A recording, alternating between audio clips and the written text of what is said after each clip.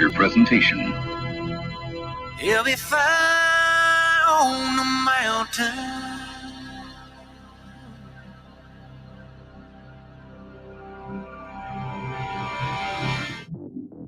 JB and Darren on the JB and Goldwater Show. Line drive right field, base hit. South Carolina wins the College World Series. Watson, touchdown! Hunter Winthrop. He got him, and it's all over.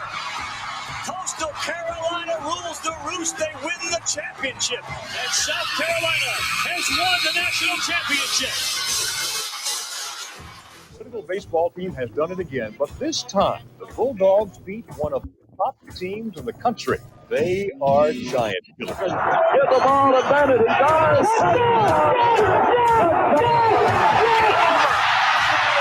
Gamecocks are in the Final Four.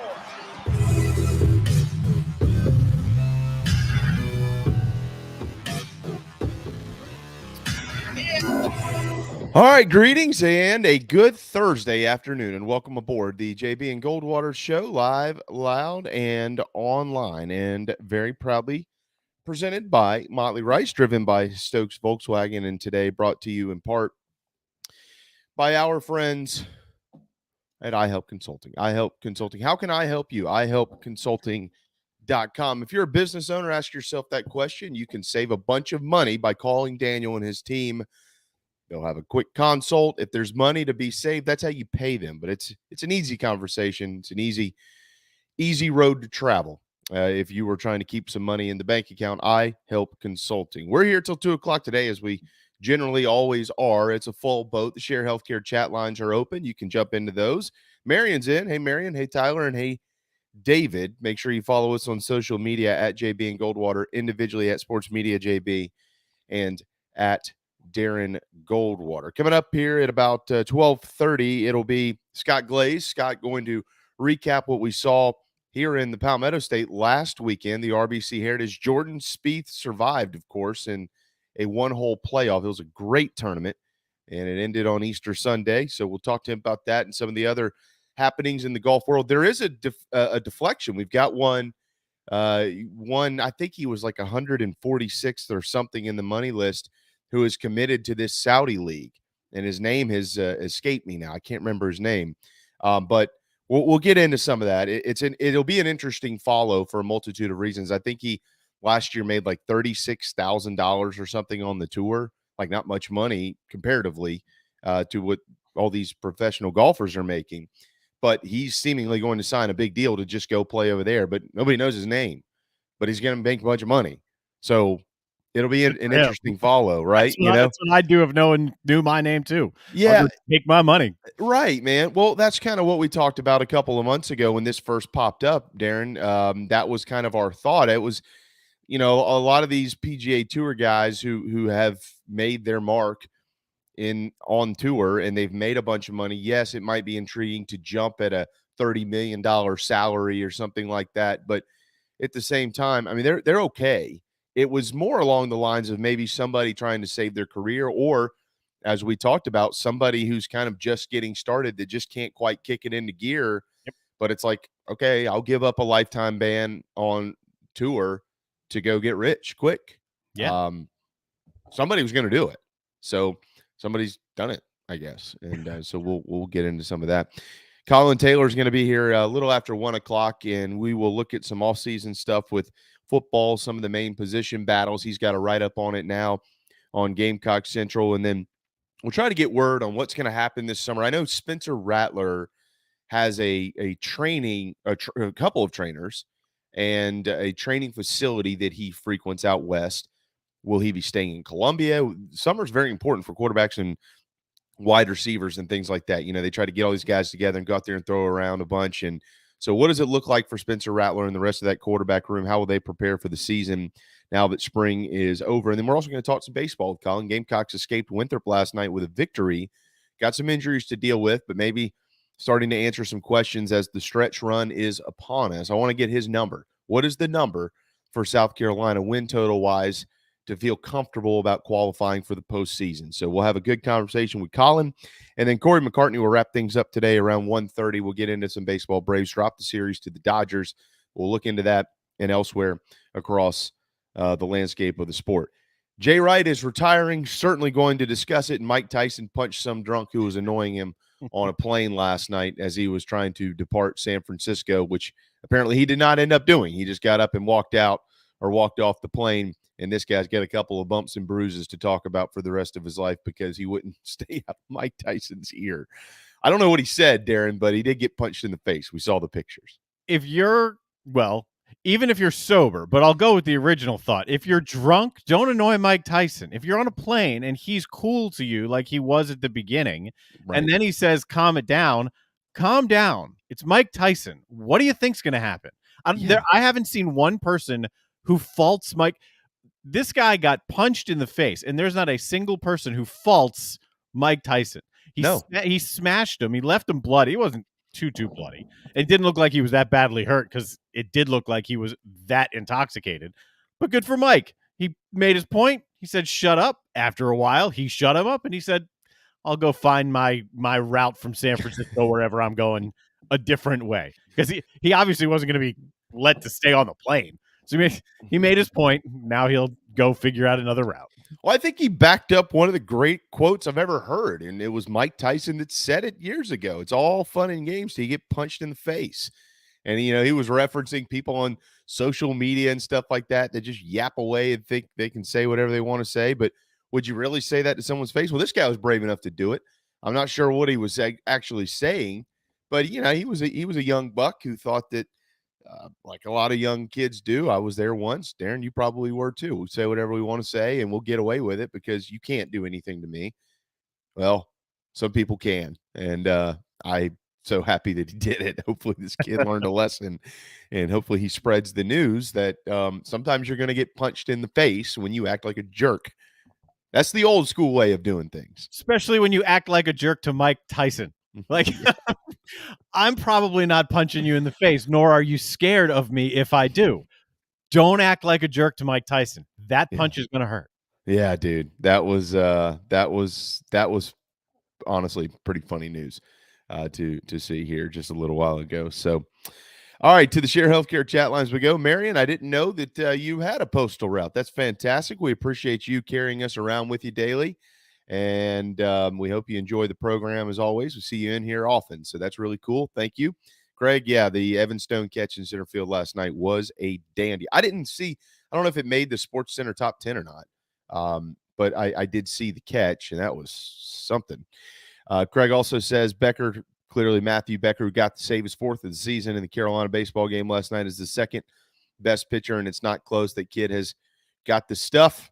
He does. And maybe they found a home for him at the back end of the bullpen. Carolina baseball long has been very successful when they have a closer and a good one.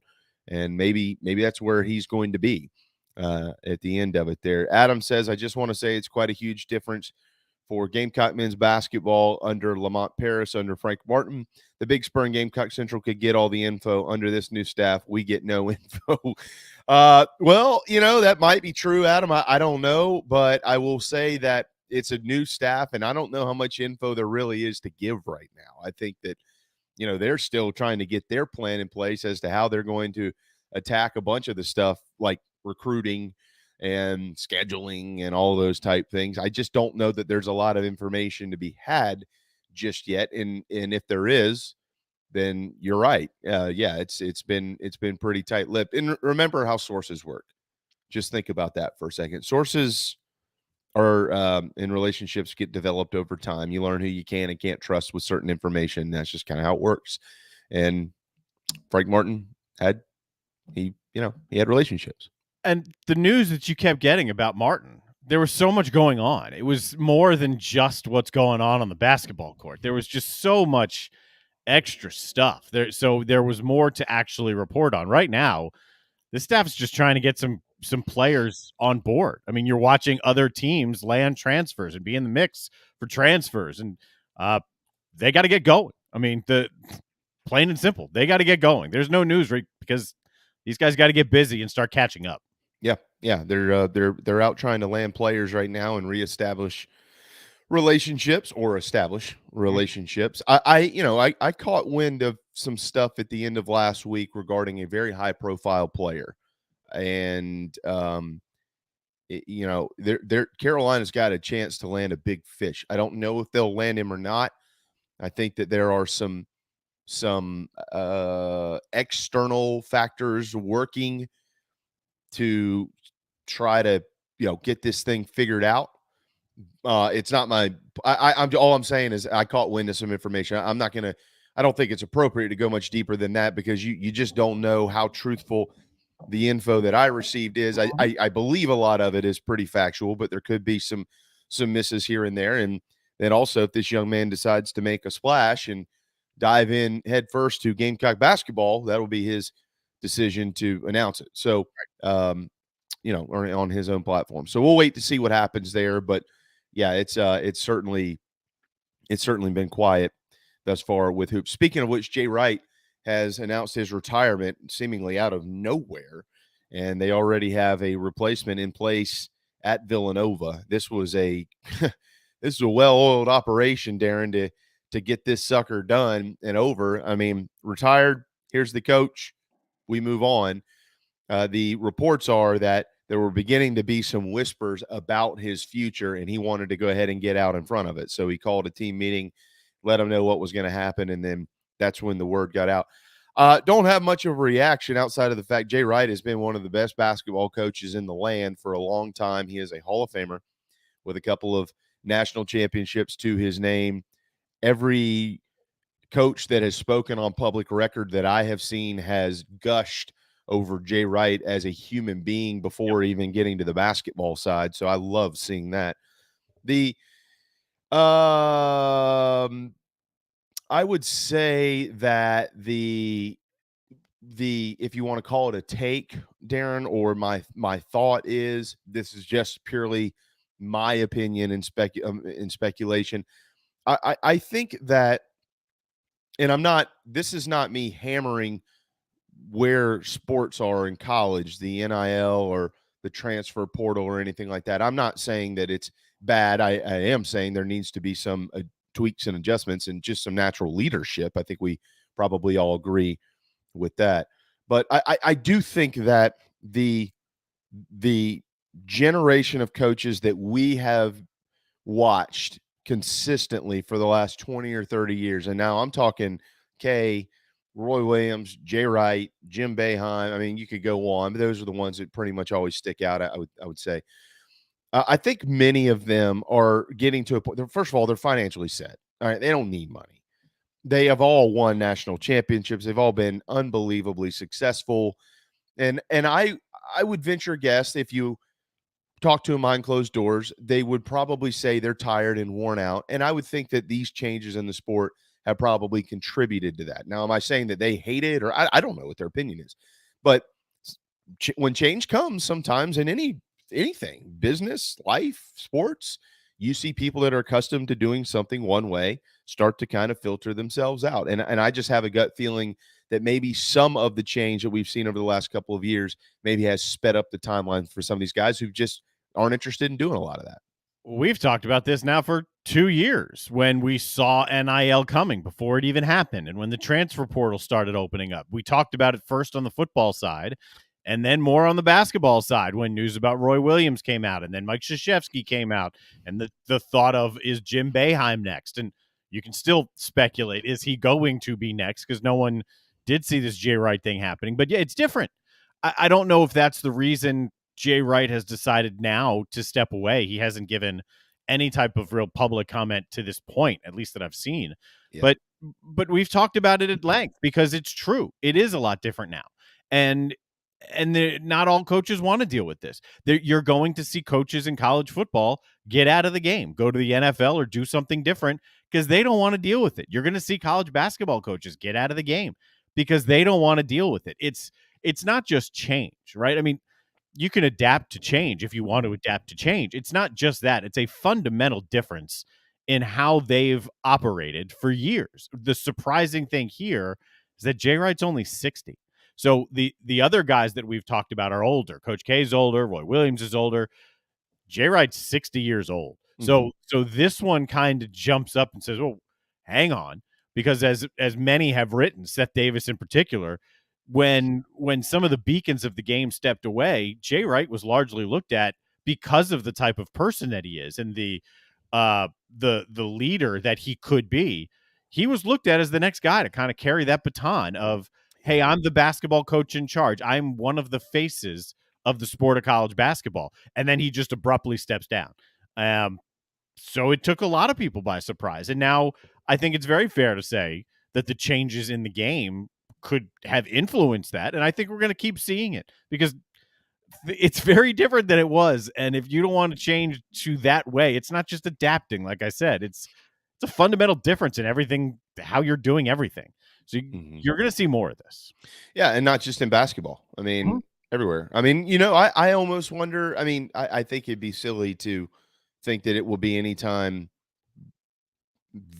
too soon. I wouldn't imagine. But I mean, how much time does Nick Saban have left? I mean, he doesn't have anything to prove.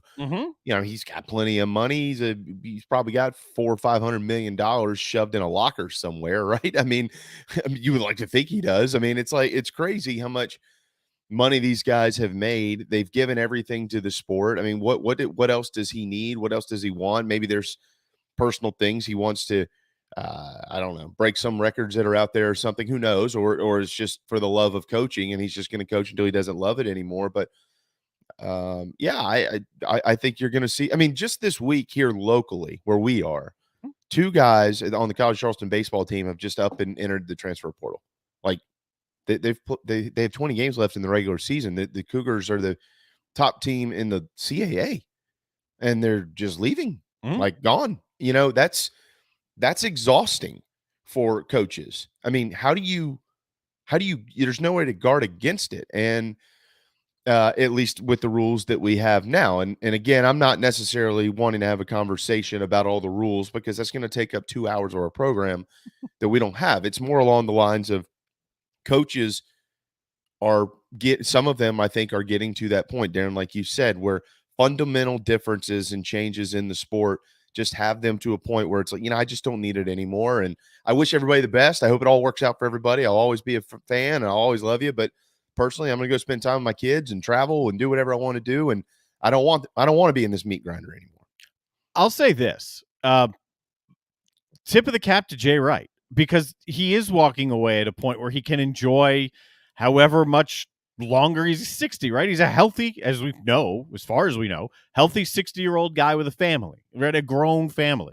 So step away, have some time to spend with them. He's been coaching for 40 years. He's been coaching for 2/3 of his life, which means he's largely been gone from his house and from his family. So now he's got everything he needs. He's got national titles. He's got generational wealth. Okay. There's a lot to be said for that. There's a ton to be said for not coaching until you're burned out, not coaching until you can't walk. See Mike Krzyzewski, see Joe Paterno coaching up until months before he died for a variety of reasons. There's a lot to be said for getting out when you still have life to live and you can live it with your family. So tip of the cap to him for that. I agree. I absolutely agree with that. And I mean, it even brings it got me thinking, Darren, like we've heard time and time again over the last 4 or 5 years from Coach Sweeney. Dabo Sweeney has openly questioned and criticized a lot of where college athletics is going. We know that his comments have been debated time and time again about what he said, what he meant, all those type things. Coach Sweeney has no financial issues, and he's set for life. His kids are set for life. His grandkids are set for life. Their grandkids are probably set for life. What more does Coach Sweeney have to prove? In my opinion, nothing. And he's a guy who has been open about it. He said it before. Hey, look, the day we start paying players, I'm going to go find something else to do. And so again, this is not a conversation about his comments, but is Dabo Sweeney a candidate one day in 2, 3, 4 years who says, hey, look, man, I'm 50 years old. I've got $100 million.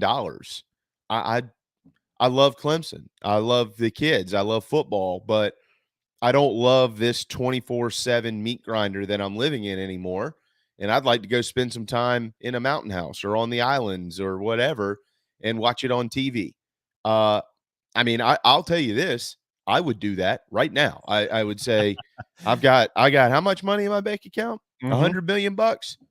Guys, I love you, but I'm going to go ahead and retire. So, those are the guys that I think as we keep changing, unless there are some major changes in athletics that I see David's comment. I think I agree with David. Entering the transfer portal midseason shouldn't be allowed. I think right now that's where I am in my headspace. You can quit if you want, but just entering the transfer portal, I think, should just be a no-no.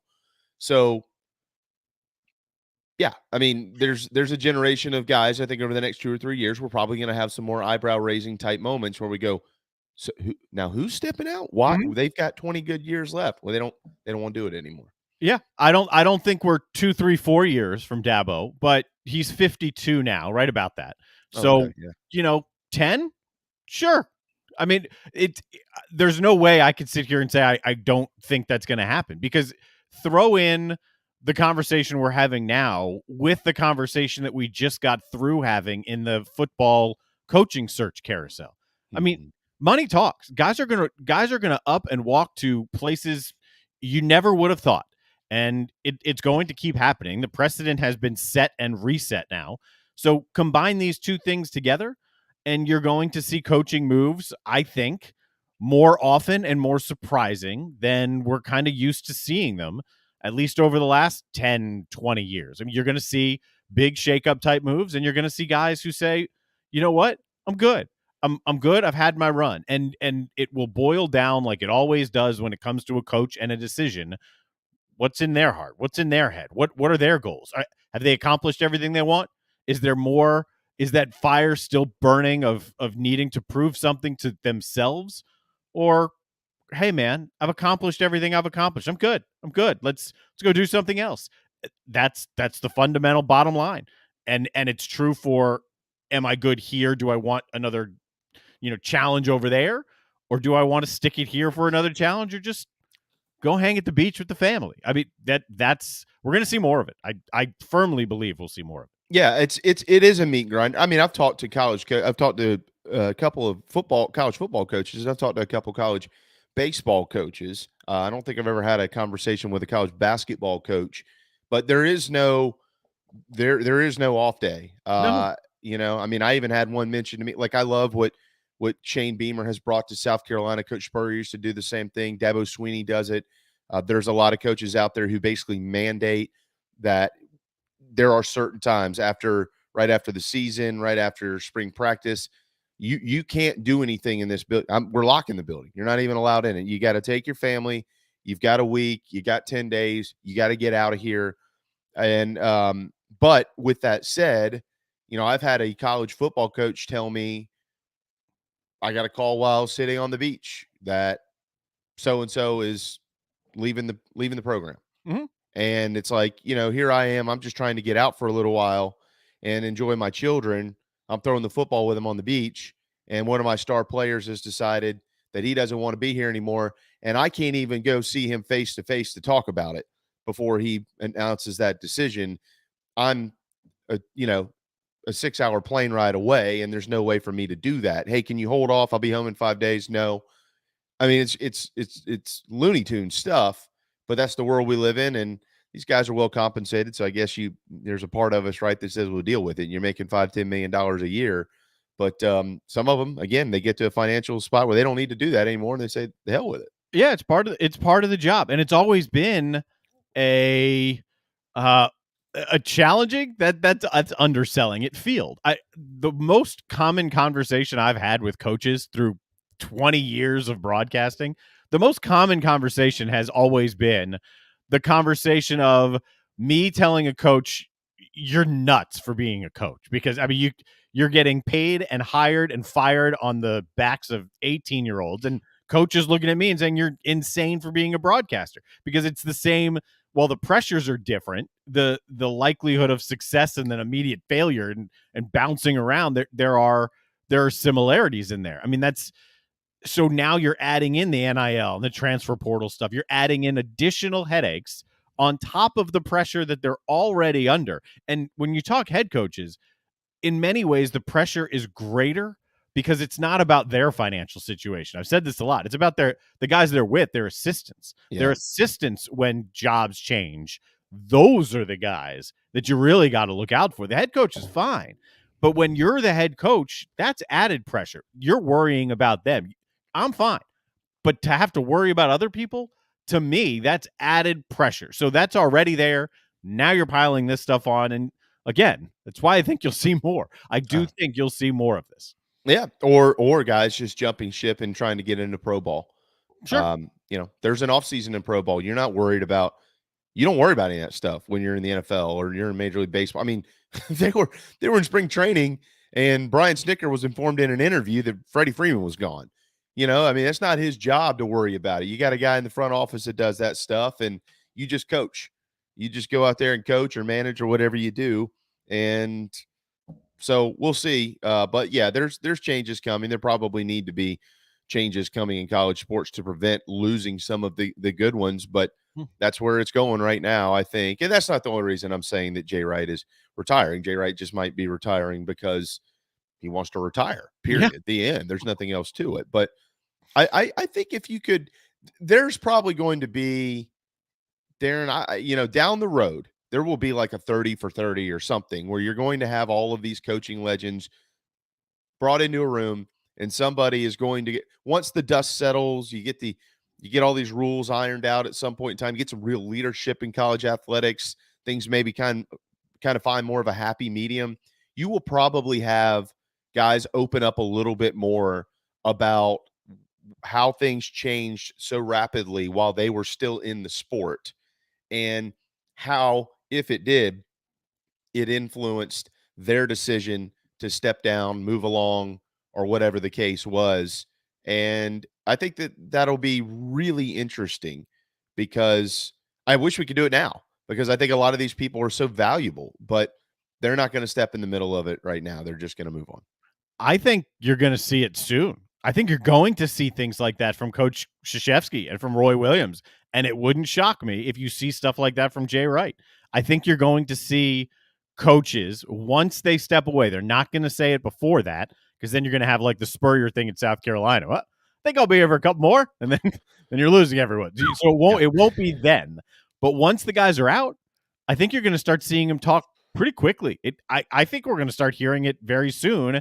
And then once they do talk, then you're going to start to hear the rumblings of anonymous coach A, B, and C fully agreeing with what they're hearing on the outside. Yeah, I think the problem with that too, or not problem, but the question is who's listening, and if you are listening, who has enough influence or ability to take those discussions and put them into motion and try to create some reasonable but really good change for the sport, because we hear these things, and you're right, I agree with you. You'll probably hear more sooner than later, but what's actually going to happen because of it? If Coach K called a press conference today and said, I retired because of the transfer portal and NIL, and that's it, that's all he said, and I'm not saying that that's why, but if that's all he said, what would happen? Nothing. What would our bingo? Because why?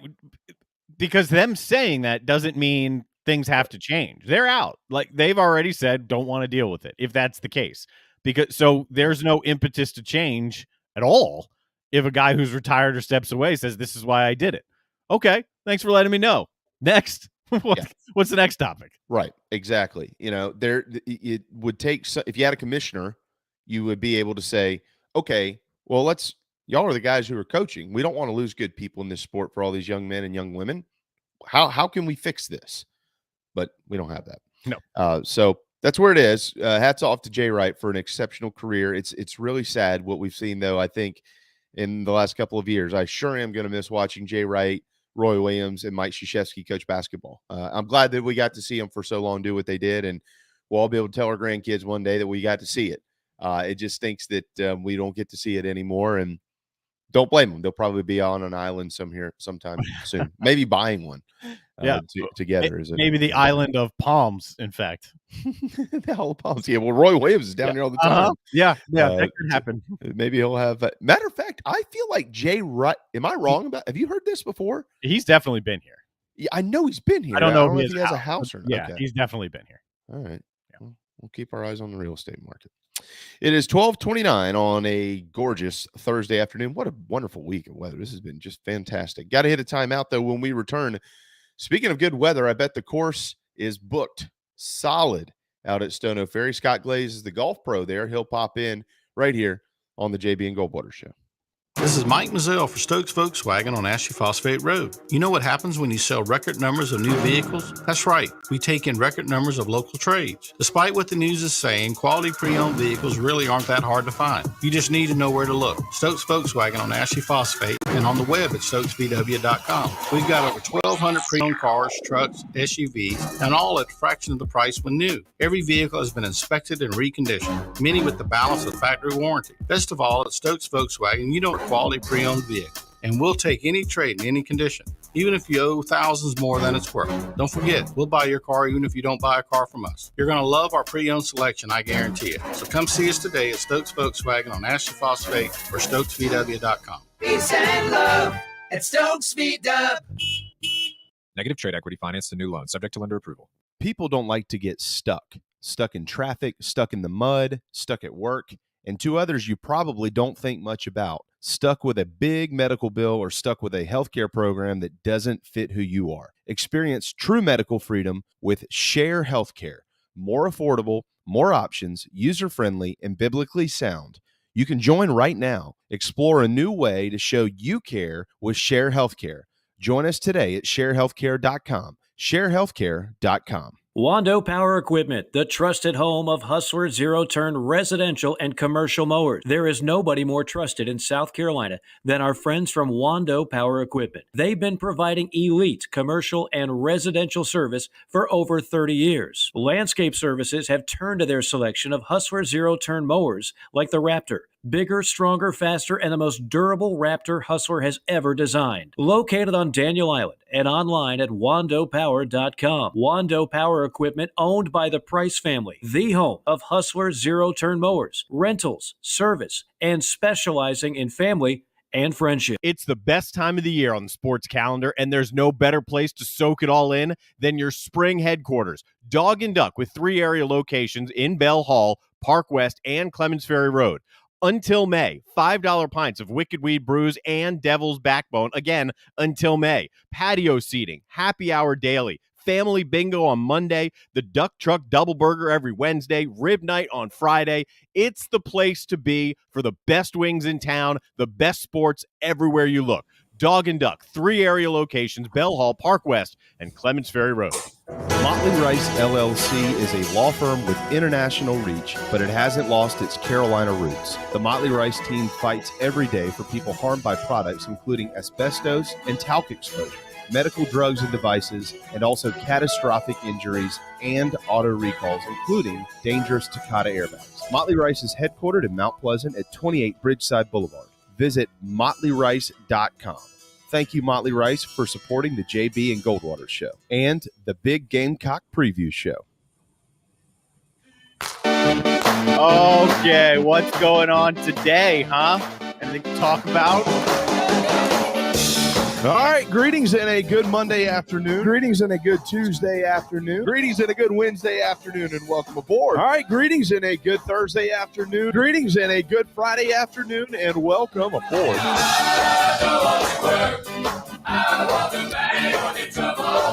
All right, it's 12:33, and it is flat out fantastic outside. If you have not stepped out of your front or back door today, I would suggest taking us with you, but doing so because there is not a cloud in the sky and it's in the mid-70s. It's a perfect day to play golf. Tomorrow is a perfect day to play golf. So is Saturday and Sunday. And if you're in the low country or coming to it, book your tee times at Stono Ferry, stonoferrygolf.com in Hollywood, South Carolina. This is the man.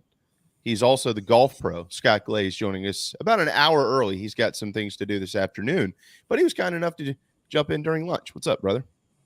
What's going on, guys? A lot going on in the game. Hadn't talked to you since Masters Week, and phenomenal couple of weeks. 2 like real good fan favorites to win the last 2 weeks, and now we just keep on motoring through, and this is where golf really puts the pedal down as we get through summertime. But I'm loving this awesome weather out here. I mean, this is phenomenal. A little cool the last couple of days. The pollen is finally, hopefully we're in the last few days of all the pollen in the air, but things are greening up. Golf course is looking really good, and we are staying busy. That's for sure, which is a good thing. It's a great thing.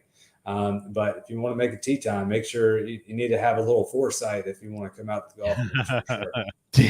Yeah. Don't think you're gonna wake up tomorrow morning and just schedule one to get out there around noon or something. That's not gonna happen. You might want to get in front of it. That's for sure. I haven't even looked at the tee times thing that you have on the website to see what's available, but we'll do that here at some point in time during the segment so people know. But I know one thing I'd like to get out there. We still have guests in town, and my schedule has just been beyond hectic with 4 little kids now running around this house. So once they're gone, I'll bring the clubs out, Scotty, and see you. Speaking of Scotty, Scheffler wins the Masters, as we all know, and then last weekend Jordan Spieth wins the Heritage. Scott, let's start with the Heritage, and then we'll back up and then kind of press forward. But that was really neat to watch what Jordan Spieth did. I mean, he played, out of his mind, especially over the weekend. And just, you always have that little feeling, or at least I do, with Spieth when you see it going well. There's always this piece of me that's like, okay, but when's it going to come crashing down? And it did not. I mean, he was exceptional. He gets forced into a playoff, and he wins it down there in Hilton Head. I thought that was a big get for him, especially after what happened to him in Augusta. Oh my gosh, yeah! I think it's just proof that you can't ever count someone like Jordan Spieth out, even coming off of a poor week, as he would consider it at the Masters. He is such a streaky player. We've seen that over the years. He has proven that he's going to be a streaky player with the way he just ascended to the highest highs of the golf world, and then kind of hit some really lows. He never was in jeopardy of losing his tour card or anything, but for somebody that we were used to seeing in contention all the time, he really lost his game, and he's had to struggle to get it back. He was able to find the winner's circle again last year. He qualified for the Ryder Cup team. He was kind of back to the normal Jordan Spieth. Well, this year, or actually it's starting late last year, Jordan decided to make even more swing changes. And if you're watching the Heritage, if you've watched him at all this year, you can see these are very evident in Jordan's swing with his very abbreviated rehearsal movement. He's trying to get the club a little more out in front of him, be able to rotate a little more instead of getting the club stuck. It looks kind of funky, but when it's on, it works really well. He was able to shoot 66 in the final round. The scary thing is that Jordan Spieth is known for his putting, and what a great putter he is. He actually lost over 2.5 strokes to the field putting last week, and that is the lowest strokes gained putting week in terms of losing strokes by any winner on the PGA Tour since Sean O'Haire did that in 2009 at Quail Hollow. Sean O'Haire lost over 3 strokes to the field putting. So not used to that's not used to what we're seeing out of Jordan. He notably, as we all saw the clip, missed a very short putt on Saturday on the 18th hole. And it's funny how things boil down in a 72-hole golf tournament. We play 72 holes, and we can just think of that one stroke like that. Had he made the routine little tap in, we wouldn't have had a playoff. He would have won outright. But, as my dad has always said, if ifs and buts were candies and nuts, we'd all have a Merry Christmas. But, it was really a great Sunday, Easter Sunday, to see Jordan play so well, shoot 66. I was watching late in the day, and Jordan was done before a lot of guys had a chance to catch him. Sepp Straka, he bogeyed 18. Harold Varner III. We had Patrick Cantlay, Shane Lowry, among others. And the 15th hole seemed to be the last really good chance for a birdie. It's the last par 5 on the scorecard. And I think what was notable was that none of the guys chasing were able to take advantage of the 15th hole. If you haven't been to Harbortown and that 15th hole, it's nothing easy. It's a dog leg left, but especially Sunday when they put that flag back left, it gives it this little extra dog leg. Makes it very tough to get the ball close there. So we saw none of these guys take advantage on 15, which then I think puts Spieth in a great position to not have anybody pass him. However, Patrick Cantlay tried his best, had a great look there on 18 for the win outright, and wasn't able to make it. And then we saw Spieth with some great heroics out of the bunker there. Great shot in order to win. An interesting stat is that last year when Spieth finally won again for the first time in several years, it was on Easter Sunday. Spieth won this year on Easter Sunday. Next year, Easter Sunday falls on Masters Sunday. Oh. So for those Spieth fans out there, and if you kind of believe in streaks like that, you might have to watch out for Jordan next week. But great to see him back in the winner's circle. There are only 5 players to have 13 or more PGA Tour wins, including 3 or more majors before the age of 29. They are Byron Nelson, Jack Nicklaus, Tiger Woods, Rory McIlroy, and now Jordan Spieth. That was his 13th career victory. So rarefied air to be in there, and to loop Tiger back into this, for Jordan to pass Tiger Woods on the all-time win list, and we feel like Jordan's won a lot. He'd need to win 70 more times on the PGA Tour. I want to go back to the putting though, because that was the main storyline to me, especially on Sunday, because it was Jordan's doing everything he can to put himself in position and then take himself out of position to win this thing. What was going wrong for him? Because I didn't have the chance to watch as much as I would have. I was keeping up with it on the phone because I wasn't in town with a whole lot of other things going on. We don't need to go back into that. But what was going on? Is it something that's been happening because he's been, as you said, known as a good putter? And how quickly is this thing fixable for Spieth? Because if he doesn't get that right, he's not going to find himself in the winner's circle very often. Right. If he doesn't fix that, your ball striking, you can have great ball striking weeks or rounds like he did, which is able to bail out bad putting. We've seen that on occasion. We see that, we've talked about that with Collyn Morikawa, about how he's a great player, and it's only until he gets the putting going that he will come out and win.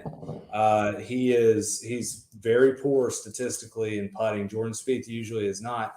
To me, putting is a lot of feel and trust. And if you lose trust in your stroke, trust in your read, trust in your instincts, trust in your speed, it's going to be hard to make putts. I mean, you can have a dead straight putt from 6 feet, but if you don't trust your own process, it's going to be hard to make the putt. So it looked to me like maybe he was second guessing some reads, because there were some putts that you would think Jordan would at least scare the hole on, that he did not. Now, he did make the putt on 18, which was very clutch to put him in position there to ultimately put him in the playoff.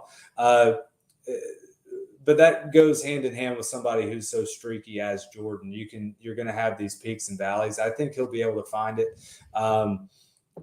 The tips I give anybody who's struggling with putting, who is normally a pretty good putter, is just to kind of lose all your inhibitions. Go back out there and try to make putting as reactionary as you can.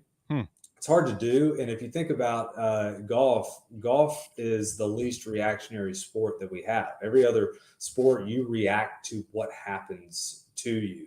football, baseball, basketball, you're reacting to your opponent. You're reacting to what's coming towards you. Well, you're not doing that in golf. We have a lot of time to think about the shot, to think about the round, to think about how we're going to plot our way around. And the cliche of paralysis by analysis is very true, especially on the putting green. If you sit there and overthink it, it's going to be hard to make putts. To go hand in hand with kind of the instructional and tip type thing that I was talking about. If I give a putting lesson, I can show people that you can make a putt in a myriad of ways. I mean, you can make a putt where you take out a lot of the break because you hit it with a lot of speed.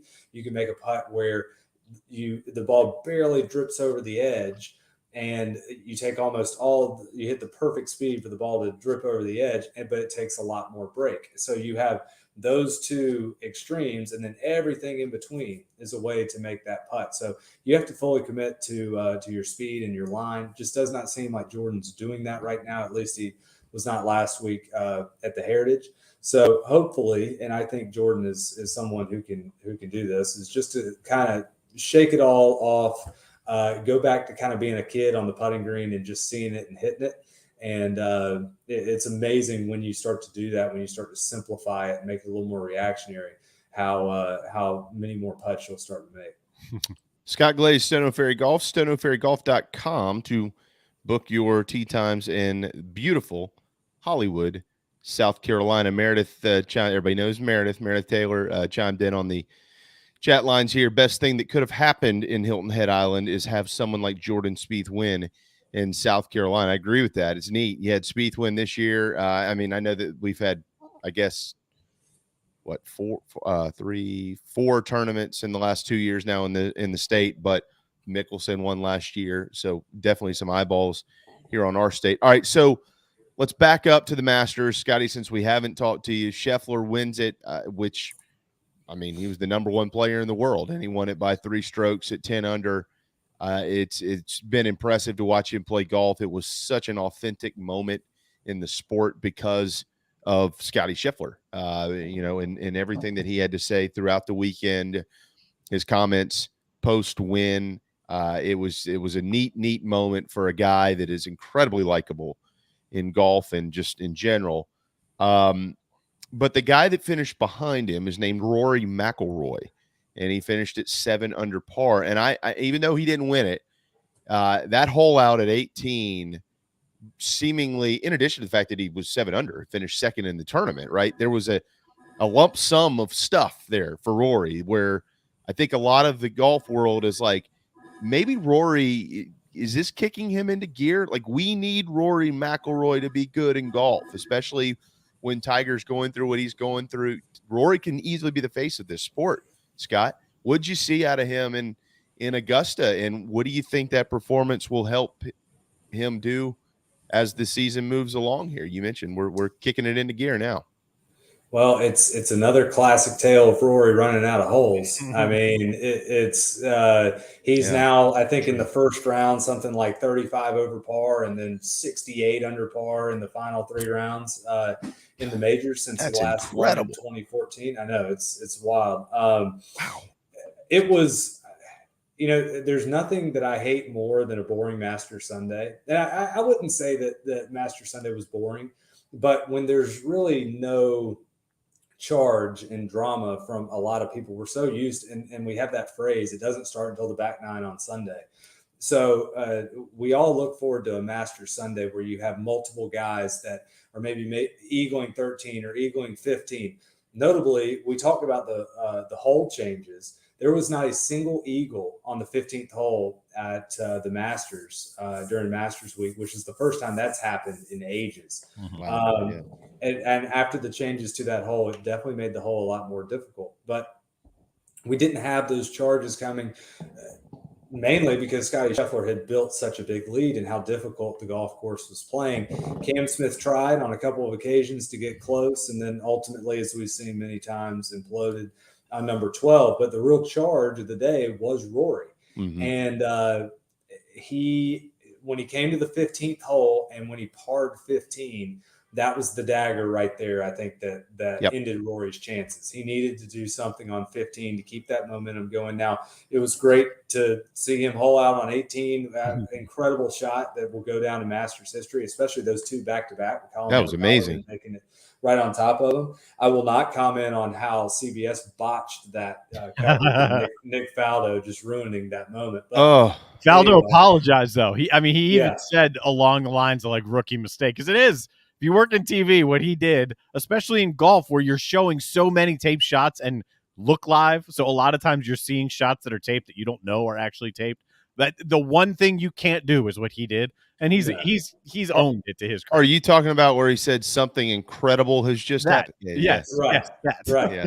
Yeah, I'm not Okay. going to spoil it, but something incredible just happened. No, Yeah. it's kind of Well, Rory. hey, did y'all know when he said that? Did you know what it was? I knew what it was. Oh yeah, because we knew that Rory was set to hit that shot out of the bunker. We had just seen it. And a lot of times when they say a moment ago and then they show someone who's 35th on the leaderboard, you know that shot's going in. Right. Yep. But yeah, it for Rory, I that's the first time Rory has finished second at Augusta. He's had a lot of close calls. First time that he's finished second.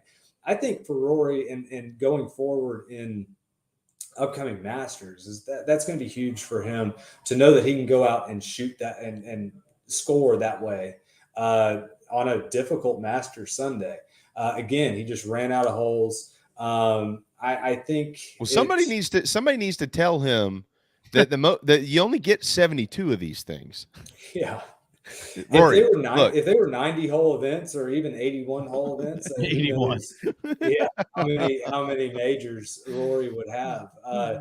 But I think that was great for him. Hopefully we can see him contend in some major championships. Rory has really just kind of gotten in his own way. I loved the kind of pure joy that we saw when he made that shot on 18. And somebody compared it to Ricky Bobby. He didn't know what to do with his hands, which is very true. That was cool. I love that. I loved his celebration. I thought it was fantastic. It was great. It shows you just pure joy and how much Rory cares about it. It really was great to see him play really well on Sunday. Speaking of which, by the way, it's National High Five Day. Oh, no coincidence there, right? Strange. Yeah. Go ahead. I'm sorry. Keep going. But no, it's. I think Rory is already the face of golf. I think he's one of the poster boys for the PGA Tour, and that comes from the play that he's had in his career and the play that he continues to have. But it's also for the way he is the voice of the PGA Tour. He's almost the voice of reason a lot of times, and a lot of that comes from his stature with the PGA Tour Policy Board and things like that, and those offices that he holds on the PGA Tour. So yeah, I think it would be great. I really want to see Rory win the career Grand Slam. I just feel like he's one of those guys that you want to see win the Masters. You want to see him at the Champions Dinner with a green jacket on for the rest of his career.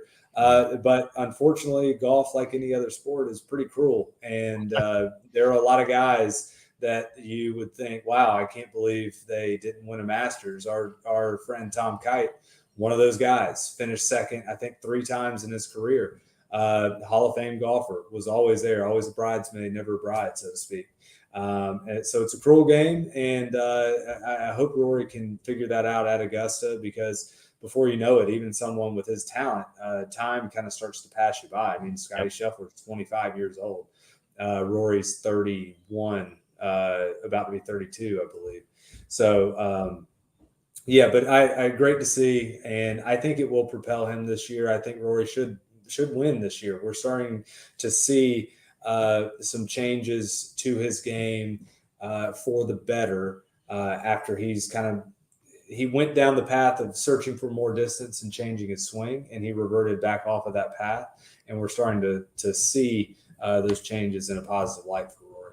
Of the next 7 tournaments on the schedule, Rory is the defending champ in 2 of them. One of those 7, though, is the Mexico Open, which, Scott, I think this is the first year for the Mexico Open, if I'm not mistaken. Yes, it's not they had the WGC down in Mexico for a few years. This is not the same event. No. This is a new event. Yeah, that's what I thought. He won last year the Wells Fargo, and he won the Canadian Open as well. So we'll see what he does moving forward. But got to wait to see if he can complete the career Grand Slam. Tiger's done that. I saved Tiger for last because these guys, they deserve the spotlight right now, the guys who are actually contending. But, he got through it, Scott. He got through it. He made the cut. He got through it. And the only thing he committed to afterwards was playing in the Open Championship, in which he called St. Andrews his favorite golf course in the world, which I'm sure he shares that with many people because it might just be the best course in all of ever, the history of the world over there. But what did you think about his performance, and what do you think it means for him moving forward? Well, I said it when we talked on that Friday of Masters Week. I think that Thursday round, who knows how we'll look back on that round in 30 years, but I think that we should categorize that round as one of the best rounds that Tiger's ever played. Due to all the eyeballs, the difficulty of the golf course, the fact that he's coming off of a catastrophic injury, all the list of reasons. He beat 8 of the 12 best players in the world, Tiger, who is ranked 900th and something in the world now. That's really a gritty, gutsy performance that I think he needed to prove to himself that he can do it, that he can climb this road back again. And I think he wanted to do that to prove to everybody out there that he can do it. He might not do it that week, but down the road, he's going to be there again. And I think after it's all said and done, he clearly lost steam on the weekend, and that is totally understandable and expected based on his situation. But I think and I read something after the fact, I think he was talking with Jack Nicklaus at the Champions Dinner, and Jack was asking him if there's going to be pain. And basically the short version of the story is that it's going to hurt. His leg's going to hurt right now. It's going to hurt next year. It's going to hurt. It's going to continue to be painful, but he wasn't going to do any damage to it. So he kind of said, well, if it's going to hurt this year, why am I going to wait until next year to come back to the Masters? So I think he did it to prove it to himself, also to prove to himself what he's going to be able to do the rest of the year. There's no way he would have played in the Masters had if he was going to have a setback, or if he was going to hurt himself or embarrass himself or anything like that. So I think getting through 4 rounds on a very difficult walk, first competitive event back, bodes well for maybe later in the year what he'll be able to do. It's great that he's already committed to the Open Championship. That'll be a much, much easier walk for him. Yeah. St. Andrews it has a lot of quirks to it. They say that it was designed by the glaciers. That's how it gets the rolling little quirkiness there, but no severe undulations. I think if Tiger participates in the PGA Championship, then I would say he is feeling very good about A, his chances, and B, his health. But if we don't see him at the PGA Championship, I don't think that's cause for alarm. I think it's going to be great to be able to see him in the Open at the very least, and hopefully maybe some things later in the year, and we can maybe then, as we roll into 2023, expect more of an abbreviated season, as he talked about, I believe earlier this year, where maybe play 7-8 events throughout the year. Real quick here, will we see Phil Mickelson defending champion at the PGA Championship at Southern Hills? Great question. I mean, I was kind of surprised that he didn't play the Masters. I feel like the narrative in the golf world has kind of moved away, or starting to move away from what we were talking about when Phil was the big news story. But that's going to be up to Phil, because if he didn't play in the Masters, and that was his choice, as Chairman Ridley said, he had an invitation. He was not declined his invitation. He chose not to play. Then if Phil is seeking whatever he's seeking in this sabbatical, if he needs to continue that, then he should do that. But I think it would be a shame as a defending champion not being able to be there and defend his title. So I think he will be there, but at this point, based on the way how low that Phil's been laying last few weeks, it would not surprise me if he wasn't there, but I think he will be there. I think it was pretty revealing what DeChambeau said. He wasn't prompt. He was asked a question about if he's been in touch with Phil. You guys both know this, and his answer was pretty revealing, essentially saying he's off the map right now. He's lying low. He's gone dark. I think those were his words. He's gone dark. So that tells you kind of where Phil is. DeChambeau wasn't sugarcoating anything. He wasn't hiding anything. He was being honest. You could tell. And Phil's gone dark. So how long does Phil want to stay dark? How long does he need that for him? And then that'll determine when we see him. Yep. We'll see. All right. I did all the hard work here, Scotty. The best one I can find, there are afternoons, but the best one, if you want to be able to basically complete a round, full 18, 252 Sunday afternoon. You take a foursome out there to Stono Ferry, and they get you out of there right around dusk. So you better get it now if you're here in the Low Country. 252 on Sunday, back 9 at the Masters, baby. Here it comes. Book it up and ask for the man if he's there on Sunday. I don't know where he'll be, but Scott, thank you for jumping in a little early today. We really appreciate it. Great stuff. Golf has been a bunch of fun the last couple of weeks, and we know that it will continue to heat up. The Zurich Classic of New Orleans is underway right now down in Louisiana. We'll keep our eyes on that this weekend, and then it's on to the Mexico Open and then into the Wells Fargo where Rory won it last year. So a lot to discuss and fuss and all that junk soon. Thanks, bud. Have a wonderful weekend. Thanks, guys. We'll see you. There you go. Scott Glaze, StonoFerryGolf.com to book those tee times, Hollywood, South Carolina. All right, time for a timeout. When we return, Collyn Taylor with Gamecock Central will pop in. A lot to get to for both Carolina football and baseball. A win last night at Winthrop, but that's not the only storyline to discuss with the baseball team, and some position battles to look at. Plus, what's up with Spencer Rattler this summer, and is Jalen Brooks back? We'll find out next, right here on the JB and Goldwater Show.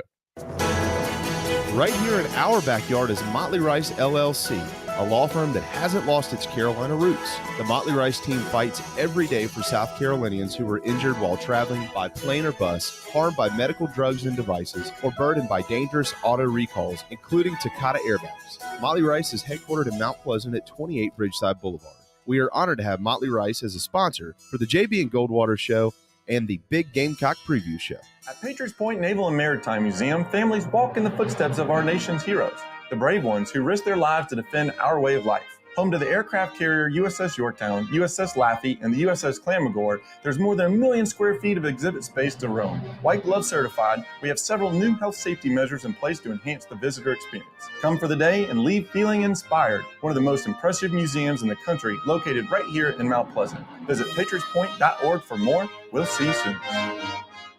People don't like to get stuck in traffic, stuck in the mud, stuck at work, and two others you probably don't think much about. Stuck with a big medical bill or stuck with a healthcare program that doesn't fit who you are. Experience true medical freedom with Share Healthcare.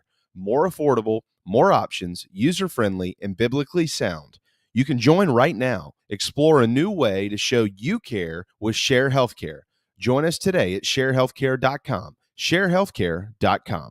This is Scott Glaze, head golf professional at the links at Stono Ferry, located on the outskirts of Charleston, South Carolina. I'm inviting you to tee it up on one of the most scenic and challenging courses in the Low Country. Our back nine is highlighted with 3 holes that border the Intercoastal Waterway. Visit StonoFerryGolf.com to book tee times and discover all that Stono Ferry has to offer. The links at Stono Ferry is a former South Carolina Golf Course of the Year and is also home to the College of Charleston men's and women's golf teams. Come see us. We would love to have you. StonoFerryGolf.com. Family vacations, a new car, a new boat, all cost money, but you don't necessarily have to make more to afford any of that if you can save cash that's flying out the window now. iHelp Consulting can help you finally get the kids to Disney World, upgrade the minivan, or drop that new boat in the water next summer. Let Daniel and iHelp Consulting consult with you. No fees, just savings. You pay them a percentage of those savings. Save on essential services, credit card fees, you name it. Let them find it. These folks are incredible. iHelpConsulting.com. How can I help you? Hi, I'm Chris Half, Public Information Officer at the Patriots Point Naval and Maritime Museum. We're home of the mighty USS Yorktown, USS Laffey, Flamagore, and Vietnam experience. And we're a proud partner of the JB and Goldwater Show. We invite you and your family to come see us and enjoy a day on Charleston Harbor. Visit patriotspoint.org for more information. And now, it is my honor to present the National Anthem.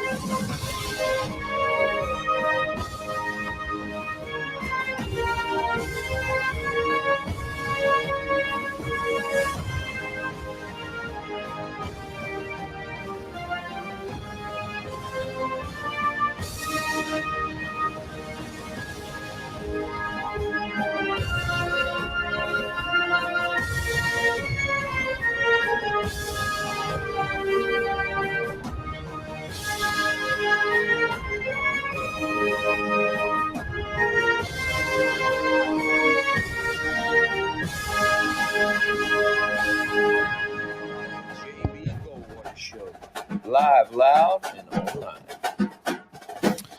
Okay, final hour, Thursday afternoon on the JB and Goldwater Show. Welcome back, JB and Darren. Thanks to Scott Glaze in that last segment. Cory McCartney in Atlanta coming up at about 1:30. But first, we head to Columbia. That's where Collyn Taylor with Gamecock Central is standing by. Plenty to get to with South Carolina baseball and football. What's up, brother? How we doing? It feels good to be back on the show, and we actually get to talk about some good stuff. Hey, I know. Times are good, man. Weather's good. The football team didn't lose on Saturday. The baseball team won last night. You got to cherish these moments. Yeah, no, absolutely. And you cherish these moments, and it feels like outdoor beer season too. So that's well. Oh, that's a good point. Yeah, well done. I'm more of an outdoor bourbon guy, but to each his own. I hear you. When the weather's nice, drink outside. I get it. Hey, so we'll lead off with the baseball program, and then we'll dip into some of what is to come from spring practice with Carolina football. Carolina baseball, though, last night goes up to Winthrop and kind of squeaked out a 5-2 win, so they swept the series from the Eagles, who have, I think, a 13-24 record now. That record isn't good. I will give them some credit. They have played a very difficult non-conference schedule, and they've actually been pretty good within the league. So, a lot of those losses, North Carolina's of the world, South Carolina's, Clemson's, but the record isn't good. But Carolina didn't lose, so that's good. They've dropped plenty of midweek games, Collyn, and they didn't do it last night. Let me ask you quickly what's going on with Josiah Seitler. He's gotten hot, that's for sure. He's swinging the stick well, but he looks like Kirk Gibson out there. How's he feeling?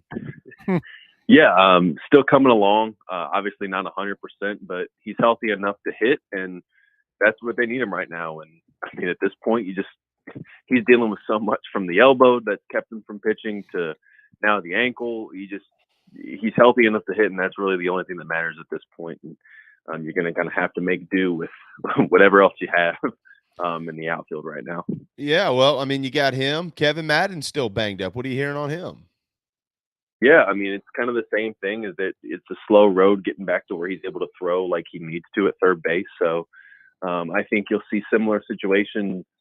He had to start at first last night just because, I mean, to have Belk, Seitler, and Madden all in the lineup, you have to get a little bit creative. And That's kind of what they are right now. So I anticipate Madden sticking in that first base role probably until Seidler's healthy enough to play in the outfield again, which might be, you just never know with ankles. They're the weirdest injuries really out there. So until he's healthy enough to play right, you'll probably see Madden there and then slide back to DH when Josiah gets back into the field. All right, Gamecocks have, let me pull this email up here from Kent from Kent. The pitching rotation is out. Brett Thomas is going to get it tomorrow night. Noah Hall will start Saturday, and Will Sanders will be the Sunday starter, Collyn, this weekend. It has been a funky ordeal with the rotation this year. We were all expecting to see Bosnick and Sanders, of course, headlining this sucker. Bosnick hasn't pitched, and I don't think he is going to pitch this season.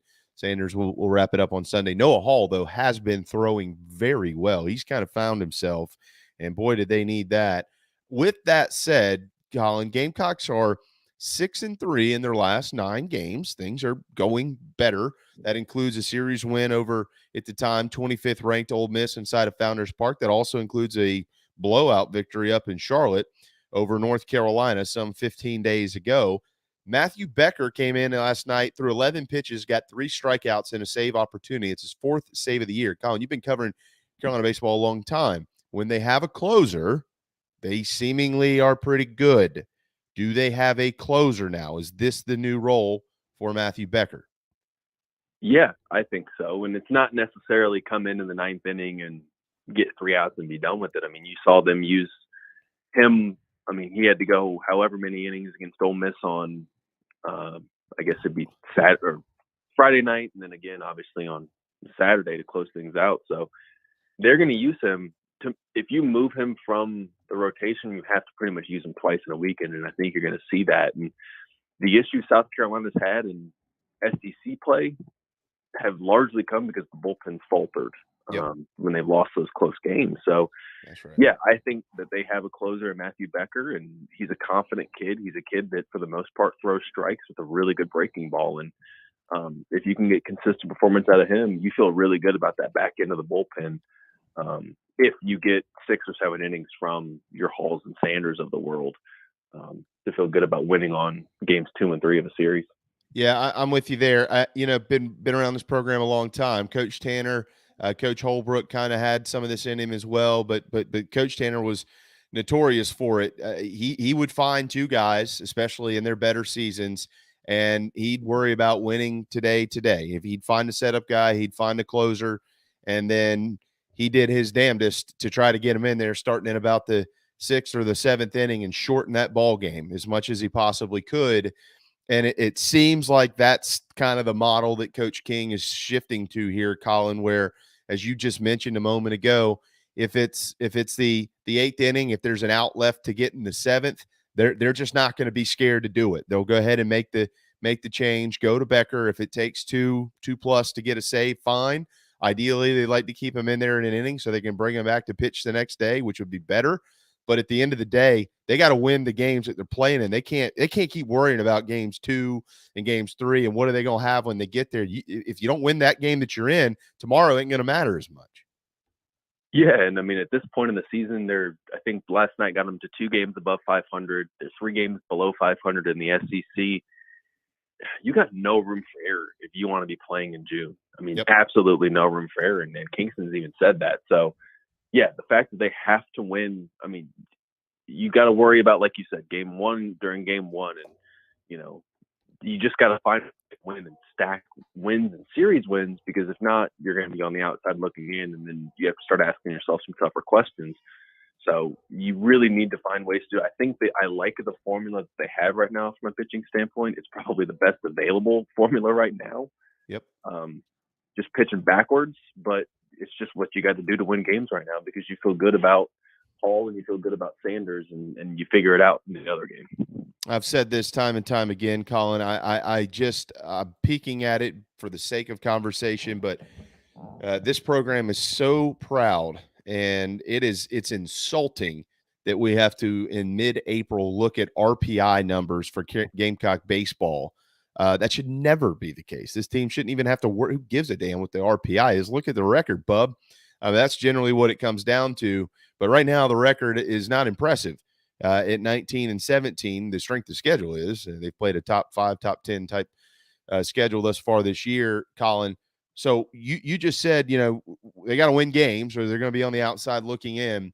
19 and 17, they've played 36 baseball games. They only scheduled 54 this year. I think that was a mess up. They should have scheduled 56. I know why they did it, but you need those two. So you've got, I don't know, how many is that left? 18 games, right? 18 games left. What's the number, Collyn? What is the number? Let's just cut through the chase here. Got to have X number of wins to qualify for the postseason. I mean, you got to get to 500 in league play and probably win the rest of your midweeks. That's what it is right now. I don't know what that number is from just a quick math perspective, but you got to finish 9 and 6 in your final 15 SEC games, or else, I mean, just because of how close you're floating to 500, 14 and 16 in the league, 13 and 17 in the league won't get you there into the postseason. So it's doable, but easier said than done to get to 15 and 15. Which I think they have to get to if they want to get to the postseason. I agree. I almost think just because of the league is it's a little strange right now. I mean, projected to get 9 in, we won't know for a little while, obviously, but right now projected to get 9 in. I think that's a pretty good number. I think it's safe to say there probably will be 9 teams from the SEC in. Which of those 9 will they be? The issue though is that at this point only 3 are projected to host. So you got a lot of 2 and 3s, and they ain't. If you're at 31 and 23, which you'd have to go to the SEC tournament, but if you're at 31 and 25 after the SEC tournament, 32 and 25, I don't think it's going to get you there. Like, I think that they have got to get to 32 somehow in the regular season, maybe, which would require you winning the rest of your non-cons and probably a 10-5 league record in the last 15, and then maybe win one in Hoover, and that should keep you safe at a 3.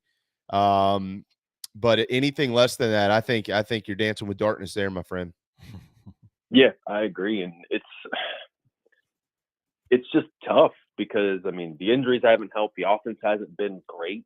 It really hasn't been great in league play, but you hope that some of those trials and tribulations that you went through help. But you're right. The SEC this year, it's Tennessee and Arkansas and then everybody else. Mm-hmm. And really, I mean, it's weird to think about a weak year in the league, having 9 teams in, but really only 2 national seeds, a couple regional hosts, which is a down year for the league. So, yeah, if you're South Carolina, you have to take advantage. The stretch of schedule right now is so much easier compared to the first 5 weeks. You have some room to move up in the league, and you have to take it. I mean, you have to go to Auburn and win. You probably got to win the game or the series. Alabama's been kind of what you expected them to be. Borderline NCAA tournament team. Florida, Barco just got shut down. A&M's been up and down. Kentucky's been bad. You got a chance to go and finish the season strong, and it's just a matter of can they go and do it, and will the injuries allow them to, and will the offense kind of continue to evolve? Absolutely. Yeah, Auburn's a top 20 team. A top 20 series win on the road is a big deal, and we'll see if they can get it done. Gamecock baseball back on the diamond tomorrow night. I think it's a 7:00 first pitch, if I'm correct here. Let me make sure. Yeah. Kent from Kent? Yeah. Okay. 7:00 first pitch on the plains of Auburn. All right, let's turn the page to football, Collyn. And everybody's had we've all had a reaction to the spring game. Not going to really get much more into that. There's just not much more to talk about. But now we've turned the page into, okay, well, we've kind of seen it. We've heard the coaches, we've heard the players, we've now seen them play a game. You've got a column up right now at Gamecock Central. It's a great read about position battles, and I wanted to discuss some of that with you, but certainly point everybody to the website so they can get a little bit more in tune with what you had to say. But 2-3 position battles that you really have your eyes on here now that the spring has concluded. Yeah, I mean, running back is probably number 1 for me, just because there's so many options there that you don't know who they're going to lean to. I'd probably give the edge to Lloyd, but I mean, Bill Smith's the guy that's played really well. Juju, I don't think's your starter, but a versatile piece. And then after that, I mean, it centers around the offense, but who's going to start opposite Van? You have that outside receiver spot, and you have some options, but a lot of it's unproven or not on campus yet. So those are kind of the 2 that I'm really interested in, and to see who starts opposite Pickens at that interior defensive line spot.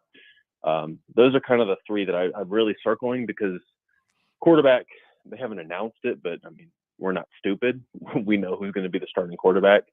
We know most of the starting spots defensively, and a lot of it's going to depend on how many pieces they have from the portal, if they do this offseason over the summer. So interior defensive line, outside receiver, outside of Van, and then running back are the kind of three that I'm circling is, hey, let's really pay attention to this in the summer, and then again once training camp starts.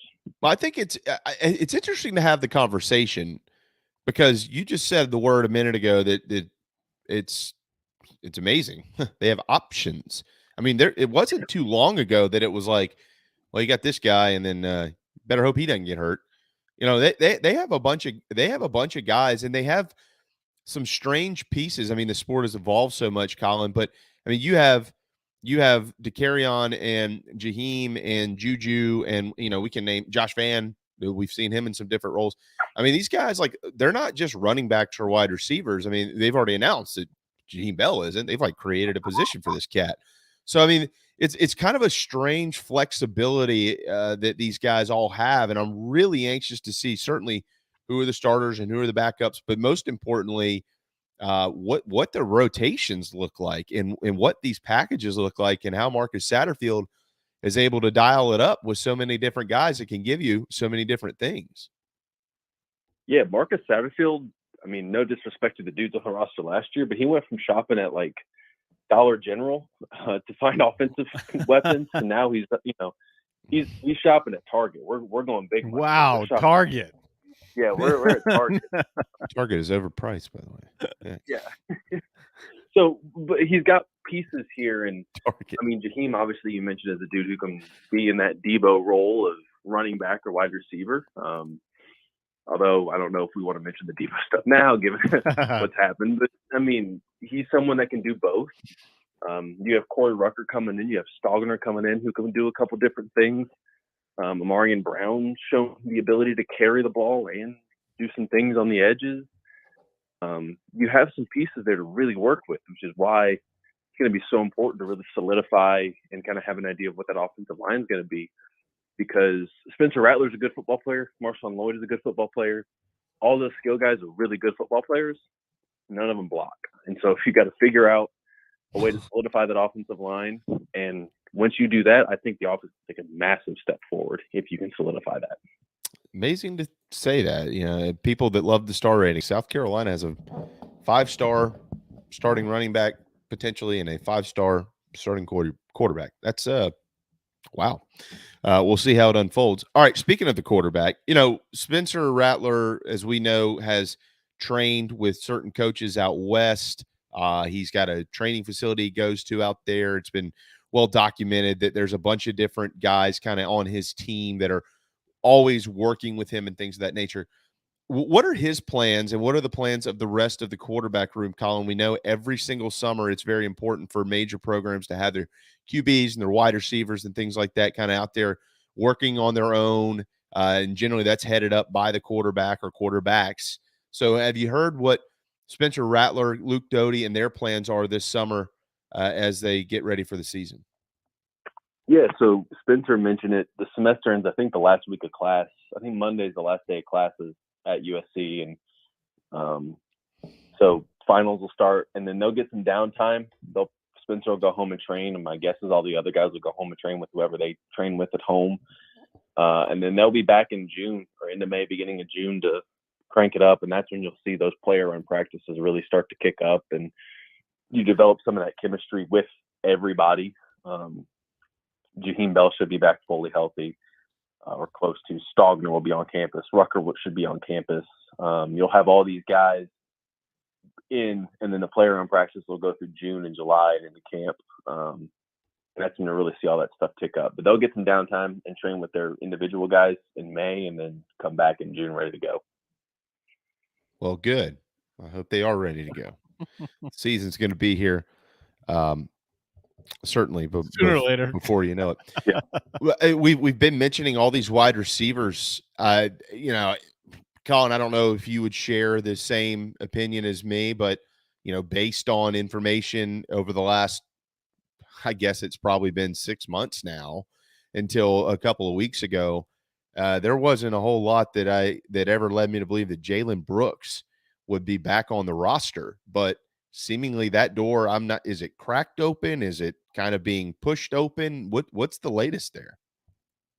I mean, they haven't ruled out his return. And I thought I saw some posts recently of him at recruiting, like during the recruiting stuff, but that could be from an older set of pictures. So I'm not sure, but it's not fully closed yet, but they haven't been necessarily in terms of publicly forthcoming on what that role might look like as we get closer to the season starting and training camp kicking up.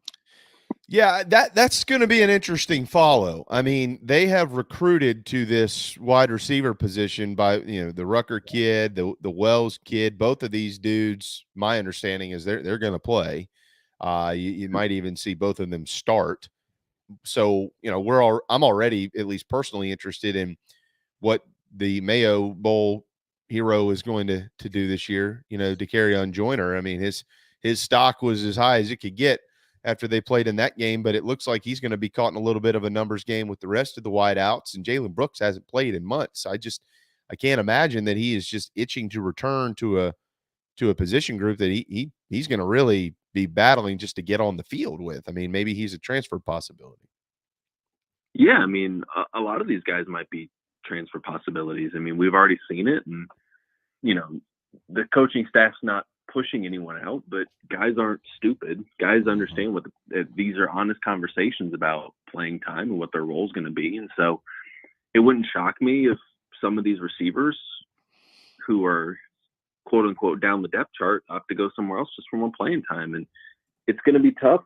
It wasn't as tough last year for Brooks and Joyner to get the reps that they were getting because that room was so thin and so devoid of, just the talent that it has obviously compared to now. So, they have to sit back and think about what they want their next steps to be. And they could be here. It could be saying, hey, listen, I know there's a better chance for me to go, get more consistent snaps elsewhere. And I don't think anyone would necessarily fault them for that. And with Joyner, the added wrinkle to all of that is he was recruited to play quarterback, and he could go somewhere else and potentially play quarterback if he really wanted to. I think there'd be schools that would take him in that regard, but it still remains to be seen as meetings kind of wrap up and get to the point where they kind of settle on what that roster and what that room looks like. All right, Collyn, and finally, before we let you get out of here, I believe you've got a column up about this as well. I haven't had a chance to read it, but I saw it, and it just coincides with everything else I think that many of us continue to hear about Cam Smith. This cat's got a chance to be really good, and if the spring comments about his play from his peers and his coaches are any indication of how good he is, South Carolina's defense has a chance to be pretty special because he's been lighting it up. I know Spencer Rattler was incredibly complimentary of Cam Smith and his play. I know that when he was coming out of high school, many looked at this young man and said, dude, this kid's got a chance to be really, really good. And he kind of was in the shadows, right, for a little while, specifically kind of JC and Izzy and those guys. But it's his show now. We know what's up front, and we'll see what the linebacking core looks like this year. Should be better, but back there in the secondary, Cam Smith is the name, and however well he plays is probably going to dictate how well that entire unit plays. Yeah, absolutely. And last year was a quietly dominant year for him. He allowed only 15 receptions on 32 targets. Quarterbacks had a 36.5 quarterback rating when targeting his receiver. So, he was as quietly dominant as it came from a corner perspective. And he's got a chance to turn into not just a draft pick, but like a very high draft pick. When it comes to if he can continue to replicate some of that. So he's got a chance to be really good, and they still haven't decided necessarily how they're going to use him. They played him a lot at nickel in the spring just out of necessity. But he could play outside and be really good there. And apparently he can hold up in the run game from everything Clayton White and Shane Beamer have said. So a lot of what his role in terms of outside or inside is going to be dictated on David Spalding and his return and potentially what those newcomers do over the summer. But he has a chance to be one of the 3, 4, 5 best corners in the SEC this year. And then by proxy, that means one of the best corners in the country next year.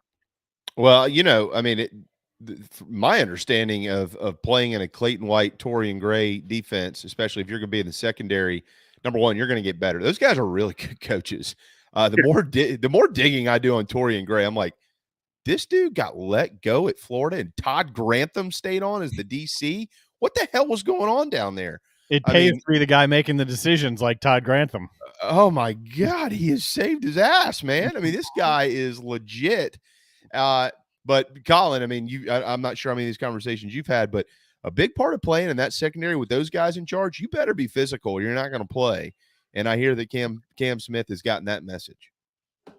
Yeah, absolutely. And, I mean, when you're playing at nickel slot, which he played a lot of in the spring, they're not asking you just to cover. They're asking you to play the run. They're asking you to get in and blitz and do those things. And from all accounts, he's really handled that physicality well for someone who's not maybe necessarily the most physically intimidating corners out there. So yeah, that's good news for South Carolina. And I mean, even in the slot when you're covering, you're covering and you're having to, they run a lot of pick stuff and you have to get through essentially wide receiver screens.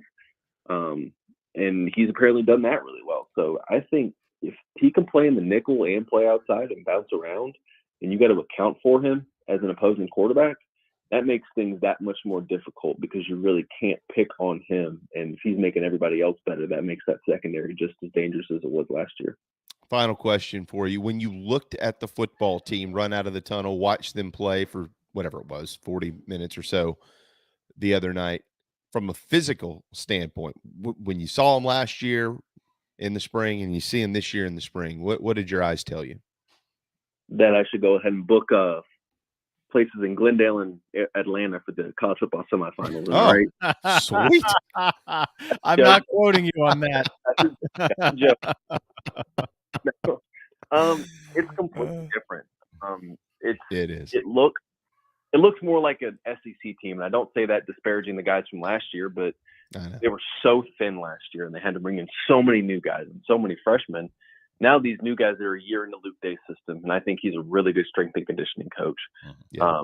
They're a year more into just being in college and eating in at the nutrition stations, and it looks like a more athletic roster. It looks like a more talented roster, and I mean that on paper that's true, and it passes the eye test as we sit here on April 21st. So it'll be interesting to see how it develops, and as guys get more comfortable in that nutrition program, and you bring in more freshmen. But I like the way the roster looks right now, and now it's about we've crowned a lot of national champions or a lot of SEC East champions in April that don't really come to fruition. But so these next few months are critical. But I like how South Carolina steps up in an East that outside of Georgia is pretty wide open for the taking. Yeah, I remember the 2012 team. The first time that stretch run, the 11, 12, 13, that 2012 team was the best looking football team in it. And they played like it. They played like it too, obviously. But I remember seeing that group going, man, these guys, they look, I mean, these are dudes. And they were dudes. They were really good. They won 11 games that year. But hey, if it happens, they won 11 games this year. Shane Beamer's in a pretty good spot. Collyn, we'll leave you with a little bit of advice. If you hop on a plane anytime soon and you see Mike Tyson, don't say a word. Just keep your mouth shut. All right. If you do, just say hello. And when he says that's enough, that's enough. Yeah, I got a flight coming up to College Station in a few weeks. So I'm going to be bubble wrapped and triple masked so I don't bring anything. Yeah, Tyson wanted the FDA or whoever it is, the FCC to put that mask mandate back in place for that guy who kept yapping in his ear. You know, he's like somebody shut. He needs a muzzle mandate, not a mask. A muzzle mandate. There you go. Muzzle mandate. Yeah, that's right. Thank you, bud. Have a wonderful. Are you going to Auburn?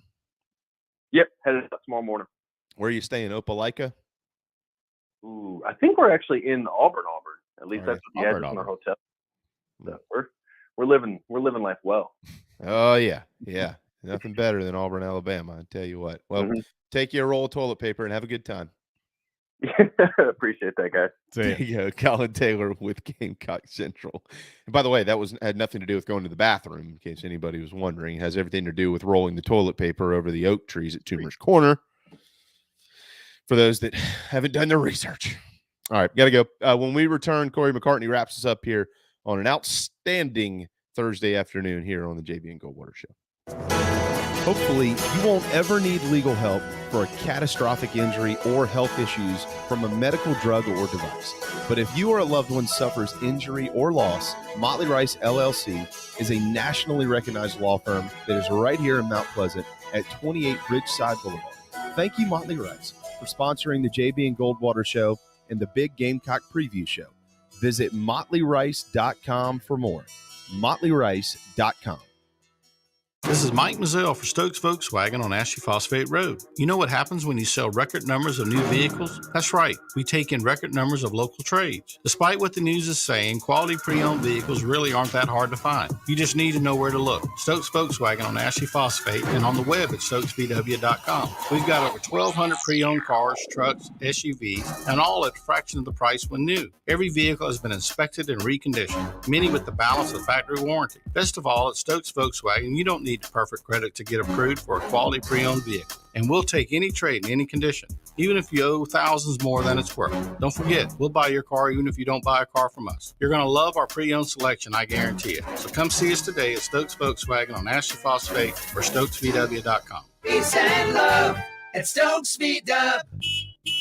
Negative trade equity financed a new loan subject to lender approval. Wando Power Equipment, the trusted home of Hustler zero-turn residential and commercial mowers. There is nobody more trusted in South Carolina than our friends from Wando Power Equipment. They've been providing elite commercial and residential service for over 30 years. Landscape Services have turned to their selection of Hustler zero-turn mowers like the Raptor. Bigger, stronger, faster, and the most durable Raptor Hustler has ever designed. Located on Daniel Island and online at wandopower.com. Wando Power Equipment, owned by the Price family, the home of Hustler zero-turn mowers, rentals, service, and specializing in family and friendship. Family vacations, a new car, a new boat, all cost money, but you don't necessarily have to make more to afford any of that if you can save cash that's flying out the window now. iHelp Consulting can help you finally get the kids to Disney World, upgrade the minivan, or drop that new boat in the water next summer. Let Daniel and iHelp Consulting consult with you. No fees, just savings. You pay them a percentage of those savings. Save on essential services, credit card fees, you name it. Let them find it. These folks are incredible. iHelpConsulting.com. How can I help you? It's the best time of the year on the sports calendar, and there's no better place to soak it all in than your spring headquarters. Dog and Duck, with 3 area locations in Bell Hall, Park West, and Clemens Ferry Road. Until May, $5 pints of Wicked Weed Brews and Devil's Backbone. Again, until May. Patio seating, happy hour daily. Family bingo on Monday, the Duck Truck Double Burger every Wednesday, Rib Night on Friday. It's the place to be for the best wings in town, the best sports everywhere you look. Dog and Duck, 3 area locations, Bell Hall, Park West, and Clemens Ferry Road. What's up, everybody? This is South Carolina singer-songwriter Patrick Davis, and I might live in Nashville, Tennessee now, but guess what? I can always keep up with the news back in South Carolina because I've got the JB and Goldwater Show. Thank you, JB and Darren, for being live, loud, and online. You're welcome, Patrick. All right, 137, final segment, Thursday afternoon. Welcome back to our good buddy, Rory McCilroy, in what's soon to be hot Atlanta. What's up, man? What's going on, guys? What's soon to be hot here, too. It'll be hot everywhere in the South. That's right. But it does get hot in Atlanta. I know that. Hopefully the Braves get hot with it, right? They got cooled off a little bit yesterday in L.A. It hurt watching Freddie hit that home run out of the yard. I'm like, man, this sucks. What were you feeling weird in that moment? It's weird, right? I mean, I think that's no matter how many times you keep hearing it and we watch the whole process play out, I mean, seeing it is just so strange. And, you know, that interview that I don't know if you saw he did with Kelly Kroll from Bally Sports South, I mean, he got really emotional at the end. And, I think if he could go back and figure a different way out of this, I think he'd still be playing first base for the Braves right now. I think obviously it was, tough on him, tough on his family. You saw Charlie running up to Dansby Swanson and hugging him before the first game of the series. And, he got his ring. He'll get his ring come June when they come back here to Atlanta. But, obviously still a lot of emotions on both sides. Yeah, no question. It was, it just sucks, man. I'll be honest with you. I still can't stand looking at it. But you know what? It was a tough day for the Braves in general. They only had one hit. It reminded me of Bob Uecker in Major League.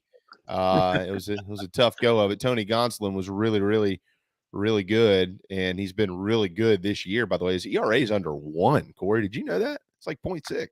Yeah, and he likes cats a lot. Remember, that was the guy last year that had the postseason, had the shoes of the cats all over him. So take the highs and the lows.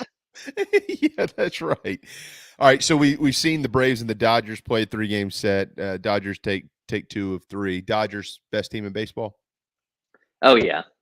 I think they're without question the best team. But there's a team in the Braves division that's playing awfully well now too. Sure. So I think the National League is going to be. It's going to be a blast. And once the Braves really get going, Ronald Acuna Jr. Has made 2 rehab starts in Gwinnett so far. I think. Yeah, there was talk that he wasn't going to be back until May, but they played him in back-to-back games. The Braves are going to get a little bit healthier, I think, sooner than anyone anticipated. So I think it's going to be a lot of fun to watch this race. Yeah, that's kind of what we're waiting on, right? Like it almost feels. What are the Braves right now? 6 and 8 or something like that. Yeah. So it almost feels like they're, like we haven't seen anything complete. Like I can't really judge Atlanta right now because we still have the injury bug and got new faces in new places. You got guys who seemingly every year, like Dansby, just can't get it going early, and then May comes and all of a sudden they're hitting 350. I always wait and see. Give the Braves about 6 weeks before I pass judgment on anything. They started 6 and 8 last year too. So they won the World Series last year. Yeah, it worked out. That's kind of where I'm going with that. It was okay. Yeah, it just took them last year forever to get above 500, right? I think we waited until deep in the season for that to happen. They got that out of the way this time. But obviously having Acuna back is going to be the big difference maker because you've got just so much kind of out of whack right now. Obviously the addition of the designated hitter across the National League this year, you think that's going to benefit them with Marcell Ozuna. Only Marcell Ozuna has been playing in the field more often than not because the plan when Acuna comes back is he and Ozuna are going to switch time between DH and being in the field, and they're really bad at DH right now. They're 26th in WAR right now at the DH position. So they're going to get a lot better in a place that matters once they can kind of have that optimum lineup and you stop seeing, Orlando Arcia, Guillermo Heredia, and Alex Dickerson getting consistent ABs. I actually thought, Corey, that I think they were 3 and 4 on this West Coast trip to San Diego and LA. I actually thought that was a win for the Braves. I thought all along, golly, if they can go 4-3, that's wonderful, but just don't get hammered out there. And they kind of held their own, and now they get to come home, and you got Miami, and then you've got Chicago, and then you got to go to Texas, and they're not any good at least. And then you got to go to New York and see the Mets. So, but they get to come home after kind of holding their own. They're in a good spot, and there's a long ways to go, but they're in a good spot now coming back home, trying to get it right before they have that 4-game showdown with the Mets in a couple weeks. Yeah, and I think one of the big things you can say about him right now is Matt Olson has been better than anybody could have even expected. I ran through these numbers for a piece on battery power today. He currently has a weighted run created plus of 227, which we've got 6 games left here in the month of April, would be the highest of any Braves player ever in the month of April. So, he's putting together a ridiculous first month in a Braves uniform. It's just been a lot of fun to watch. Obviously, Max Fried, just keeps building on that big game resume. He just spun a gem against the Dodgers. Ozuna's back to his 2020 form. Travis d'Arnaud looks like he's going to be a force again at the plate. So there's a lot of really good things. Certainly Dansby Swanson's strikeouts, Eddie Rosario really struggling, aren't great. Charlie Morton's been hit or miss, but they're getting all this done without their best player in the lineup. So I think once that all happens, we're really going to get a sense of what this team's all about. Yeah, no regrets on the Matt Olson thing, for sure. Yeah, well done there. Yeah, I agree. I was kind of surprised with as well as Olson swung. He's hitting 400. He's only got 2 RBI. Did you know that? Yeah, well, one of the big issues this team has is they've hit 16 home runs and 15 of them have been solo home runs. I mean, no one is on base. No, so as of right now, of all the teams in the majors that have more than 12 home runs, nobody has fewer RBI off those home runs than the Braves do. Yeah, and they are tied for the MLB lead with 16 home runs. Huh. Interesting. You mentioned Fried. He hadn't given up a home run this year, I don't believe, at least. Where would you put him, like amongst the best arms in the National League? How high would you rank him on that list? I mean, pretty high. So this is another thing I just ran through, and I've kind of found this fascinating. I'm not trying to say that Max Fried doesn't try, when a team is below 500, but he has a 1.99 ERA the past year against teams with a winning record and 3.78 against teams with losing records. And if you go back to the beginning of 2019, he has a 1.78 ERA against winning teams, and that's better than Jacob deGrom, better than Max Scherzer. It's the best in the majors, but he's not doing that same thing against teams with losing records. So against the teams that matter, he's been lights out. You just got to find a way to make that all happen. And I think that's probably, if you want to look at it, what's stopping him from being in that same conversation with guys like Garrett Cole and deGrom and Scherzer and Kershaw and Buehler, is that he's just not performing at the same level when the game's not at the same magnitude. Speaking of Garrett Cole, and not to take too much of a right turn. Yeah. Is Garrett Cole going to regain his form, or is this like the glaring example of sticky stuff enforcement? It's kind of funny. He's got to share a locker room now, or clubhouse, with Josh Donaldson, the guy that really called him out on that. But yeah, good point. I think we've had some time now to kind of check and see where these guys, what the numbers are on these guys after that enforcement kind of came, and it's just not boding well for Garrett Cole. I mean, we obviously know he has extreme strikeout stuff. There's some opportunities to feast in that division. So we'll see if that happens for him, but he's not. It's right there. He's just not been the same pitcher since that enforcement started. Dude, I mean the Yankees they're offensively they're terrible. I mean, with all the big boppers that are in that lineup, and they're only hitting like 220 as a club through whatever it is, 14, 15 games. I mean, it's early, so they'll figure it out. I'm sure of it, but I still was a little shocked by that just watching. I mean, I think Donaldson's under 200. I think Judge is maybe around 240 or 250. Stanton's maybe hitting 200 himself. I mean, it's been a struggle.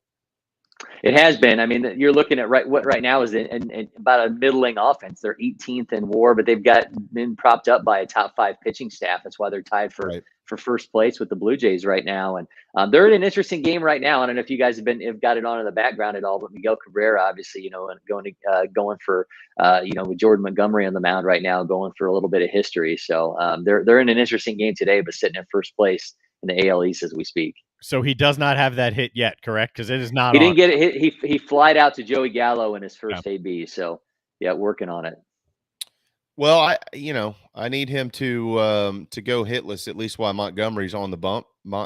Jordan went to South Carolina, and I don't need him to be in the record book for that. So, well, you mentioned the pitching. I mean, the Yankees have, I don't know if you realize this or not, it probably didn't matter to you, but it's neat for us here in our state. J.P. Sears played at the Citadel.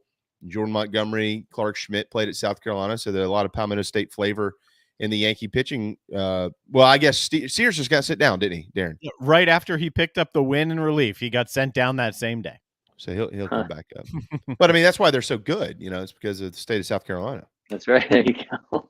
It helps that Luis Severino has come back from out of nowhere to hit triple digits and look like a legit pitcher again. Yeah, that too. Yeah, I forgot about him. Yeah, he's not too bad. Elsewhere around baseball, I mean, as you've watched this season, I mean, we got off to a late start. You got the DH in place. There's this, they're trying to speed games up and all these weird, wacky things out there, these stupid stand on second base rules and extra innings and stuff. What have you thought overall just about the game, what we've seen through the first few weeks? I mean, I think there's been a lot of surprises, right? Like, I don't think that, if you anticipated that the Rockies were going to be this good early on, obviously, the Mets pitching staff without deGrom, has been fantastic. The Angels are hitting home runs like crazy. They're tied for the lead right now with the Braves, and they're just, hitting the ball all over the place. The White Sox had all those injuries with their pitching staff, and they're still sitting in first place.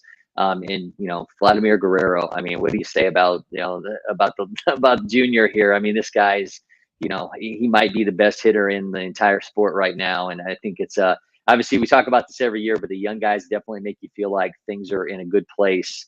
But I think there's been some early surprises, and it's always fun to see how things kind of sort out if you've had the entire winter. And this one obviously a little bit accelerated as movement happens, and try to figure out how you thought things were going to play out in 22.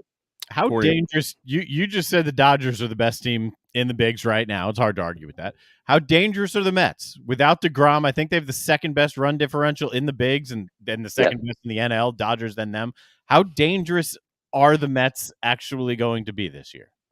If Francisco Lindor is hitting like this, they're going to be really, really good. Obviously he struggled, once he first got to New York, had his issues. He looks like he did in Cleveland.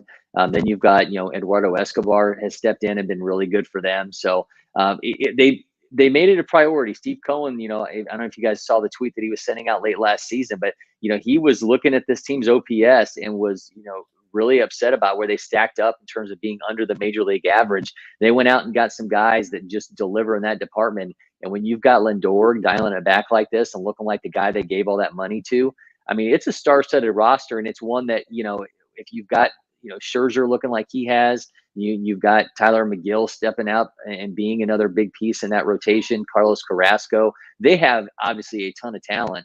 If they live up to it, I mean, they are going to be extremely good all year long. Yeah, I mean, I hate to be the guy, and I'm can't stand negativity and pessimism, but if it's about the Mets, go for it. Yeah, that's where I'm going. But doesn't it always feel like at some point in time, though, the bottom's going to fall out for New York? Like you're just waiting on it. Like you're going to hear something bad. Somebody goes down, and then it's just. I just feel like that's a yearly, annual thing for the Mets organization. It is, but I think that's why you bring in a Buck Showalter and you bring in a Max Scherzer, because those guys can say, look, this is how you win. This is how you overcome whatever nonsense you want to trump up. That's the reason we can't win. And I think if there's any player that you're going to have that's going to go in and, and kick some BS in the tail, it's going to be Max Scherzer. I mean, that's the guy that I think above, he's you hate to say that ultimate competitor, but, we've seen this guy in bullpen sessions in complete uniform. I mean, it's no joke. It's real with him. And I think, that kind of a trendsetter can help you overcome even the history of the Mets. How about the start for Jose Ramirez? Yeah, I mean, I got him on my fantasy team. I took him on my first round of my fantasy team, so I'm enjoying every minute of it. Yeah, and then obviously, I think if you're an Indians fan, maybe the best part of it is that he's not going anywhere. Guardian. I think that was Guardian. That's gonna kill me, man. I'm gonna be doing this for the Cleveland baseball team. Hey, I'm a Commanders fan. We can get with Guardian or whatever they are. They could have never called it the CBT though, because we had all that collective bargaining tax and all that stuff. Competitive balance tax. The sport that had a CBT as part of their month-long winter that nobody wanted to hear about being the CBT, the team could have never been the CBT. Yep. But Jose Ramirez is fantastic, right? I think he's really one of those guys when you look across the sport that you just say that guy just doesn't get enough attention because the team's not been fantastic around him. He's really special, and I think the fact that they've got him locked up now, I think that's a great thing for the Indians. It's a great thing for the game, and he obviously is having a monster start. You'd love to see it. Yeah, he is. He's, in just 11 games. I pulled up his stats here. I knew he was hitting 429, I believe is what it was. Yeah. Right? 429. Yeah, 429. Yep. But he's got 4 jacks and 20 ribbies. And I think what's just as amazing, but for anybody that doesn't realize this, by the way, he's listed at 5'9", and I don't think he is 5'9". I think he's maybe a little shorter than that. But he has in 42 at bats this year in this age that we're in baseball, 2 strikeouts. That's 4%. I knew you were 4% strikeout rate. I knew you were going to go that route. I mean, it's crazy, right? And he's driven in a league high 20 runs. That offense has just been clicking early on. But I mean, when you're talking about, those guys that are those pieces that those guys that you're used to seeing, getting around that 20% strikeout rate. And then you got a guy who is an upper echelon hitter who can hit for power, getting a 4% strikeout rate. I mean, it's just incredible. This would be amazing, Cory, if this happens. I hope it does.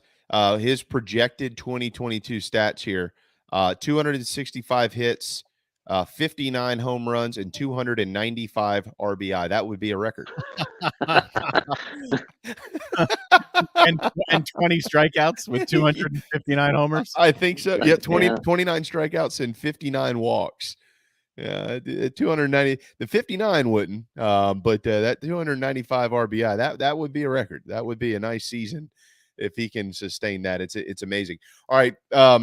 Does anybody have we gotten an explanation about who the Nationals didn't tell they were flying over the Capitol yesterday? Oh, God. Has anybody explained this to anybody? Yeah, what a wild story, right? I mean, of all the people that you would think would have clearance to parachute into a stadium, those are the guys that should have clearance to parachute in anywhere they want. Dude, it obviously affected the team too. That's certainly why they didn't play well last night. Oh, well, that's true. Yeah. There's a lot I think that's affecting that team. Yeah, we took our we have some people staying with us, Cory, and we took them out to dinner, and I just happened to pull up my phone and it says probable threat, and I'm sitting here thinking, I mean, you see the word probable threat on the United States Capitol, and you're like, oh my God, 9/11's coming back, and then it was just, the parachuters flying in for the game. I think, okay, somebody got fired, right? I mean, somebody got fired for that. There's no way they didn't. Yeah, it's just crazy. Darren, you need to look that up. So I don't know if anyone got fired, but speaking of getting fired, I've been all for alternative ways to get the game in front of people, and I'm all for streaming rights and new ways to reach some of the crowd that's all about streaming services. This Apple TV needs a complete and total blow up and makeover. I haven't watched it once. Why? Oh my goodness. It's been a disaster. Really? Cory, have you watched any of them? Yeah, but I will say, the one thing I will say is you can go back and watch all the old This Weeks in Baseball, which are on there. So that's kind of cool. So yeah, so that's not a saving grace, but it's pretty cool. What's been so bad? So here's the positive: the video quality, I don't know what they're doing, is spectacular.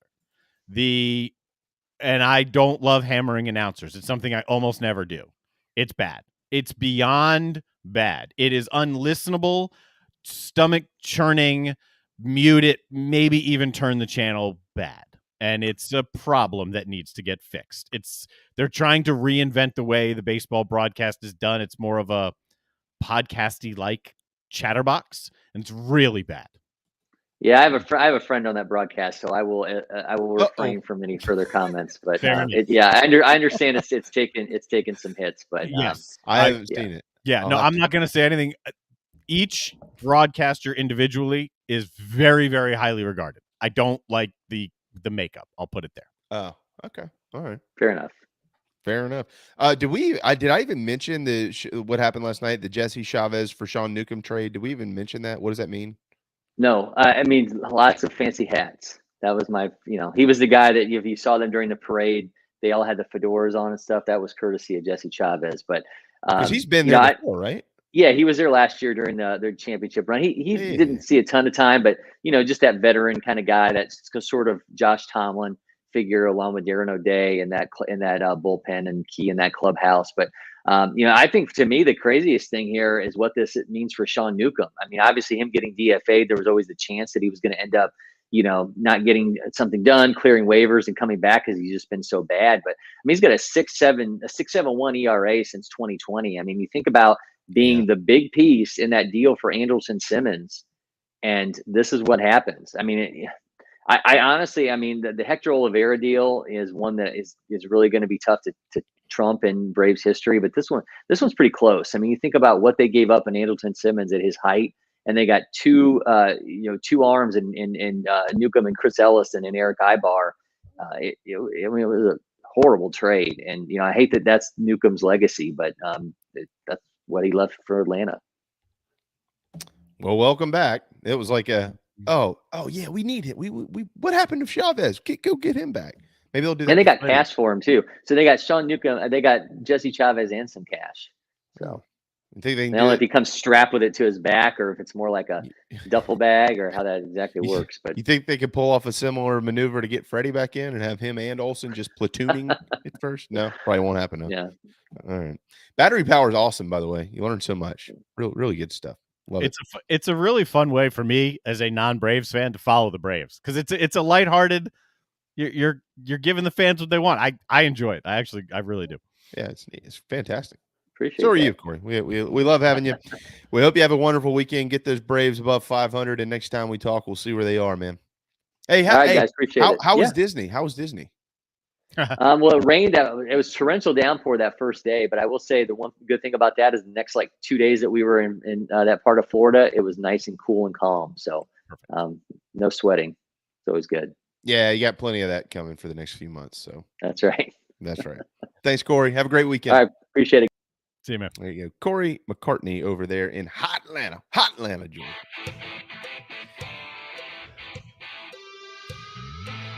Not too hot outside. Warm enough. Got to go entertain kids again. I have to entertain a lot of them, and I hope it stays hot. I have to do that Saturday for a kid's birthday party. Grace's birthday Saturday? It birthday was party. Yeah, she turned 9 last Saturday. The party is this coming Saturday. Okay. Or what are you dressing up as? Like the Easter Bunny or something? She's 9 going on 20. I don't know what I'm dressing up Clown. Dart in my neck. A broke person is what I'm going to dress up as with a 9 going on 20-year-old daughter. There's a dart in my neck. All right. I think we got Derek Scott tomorrow, too. I don't know if you and I talked about that or not, but he will be on the way to Auburn. I don't know who's tomorrow. Raphael, Derek, somebody. Thanks to Cory, Scott, and Collyn, and Darren, and everybody have a wonderful Thursday. We'll see you tomorrow at noon on the JB and Goldwater Show.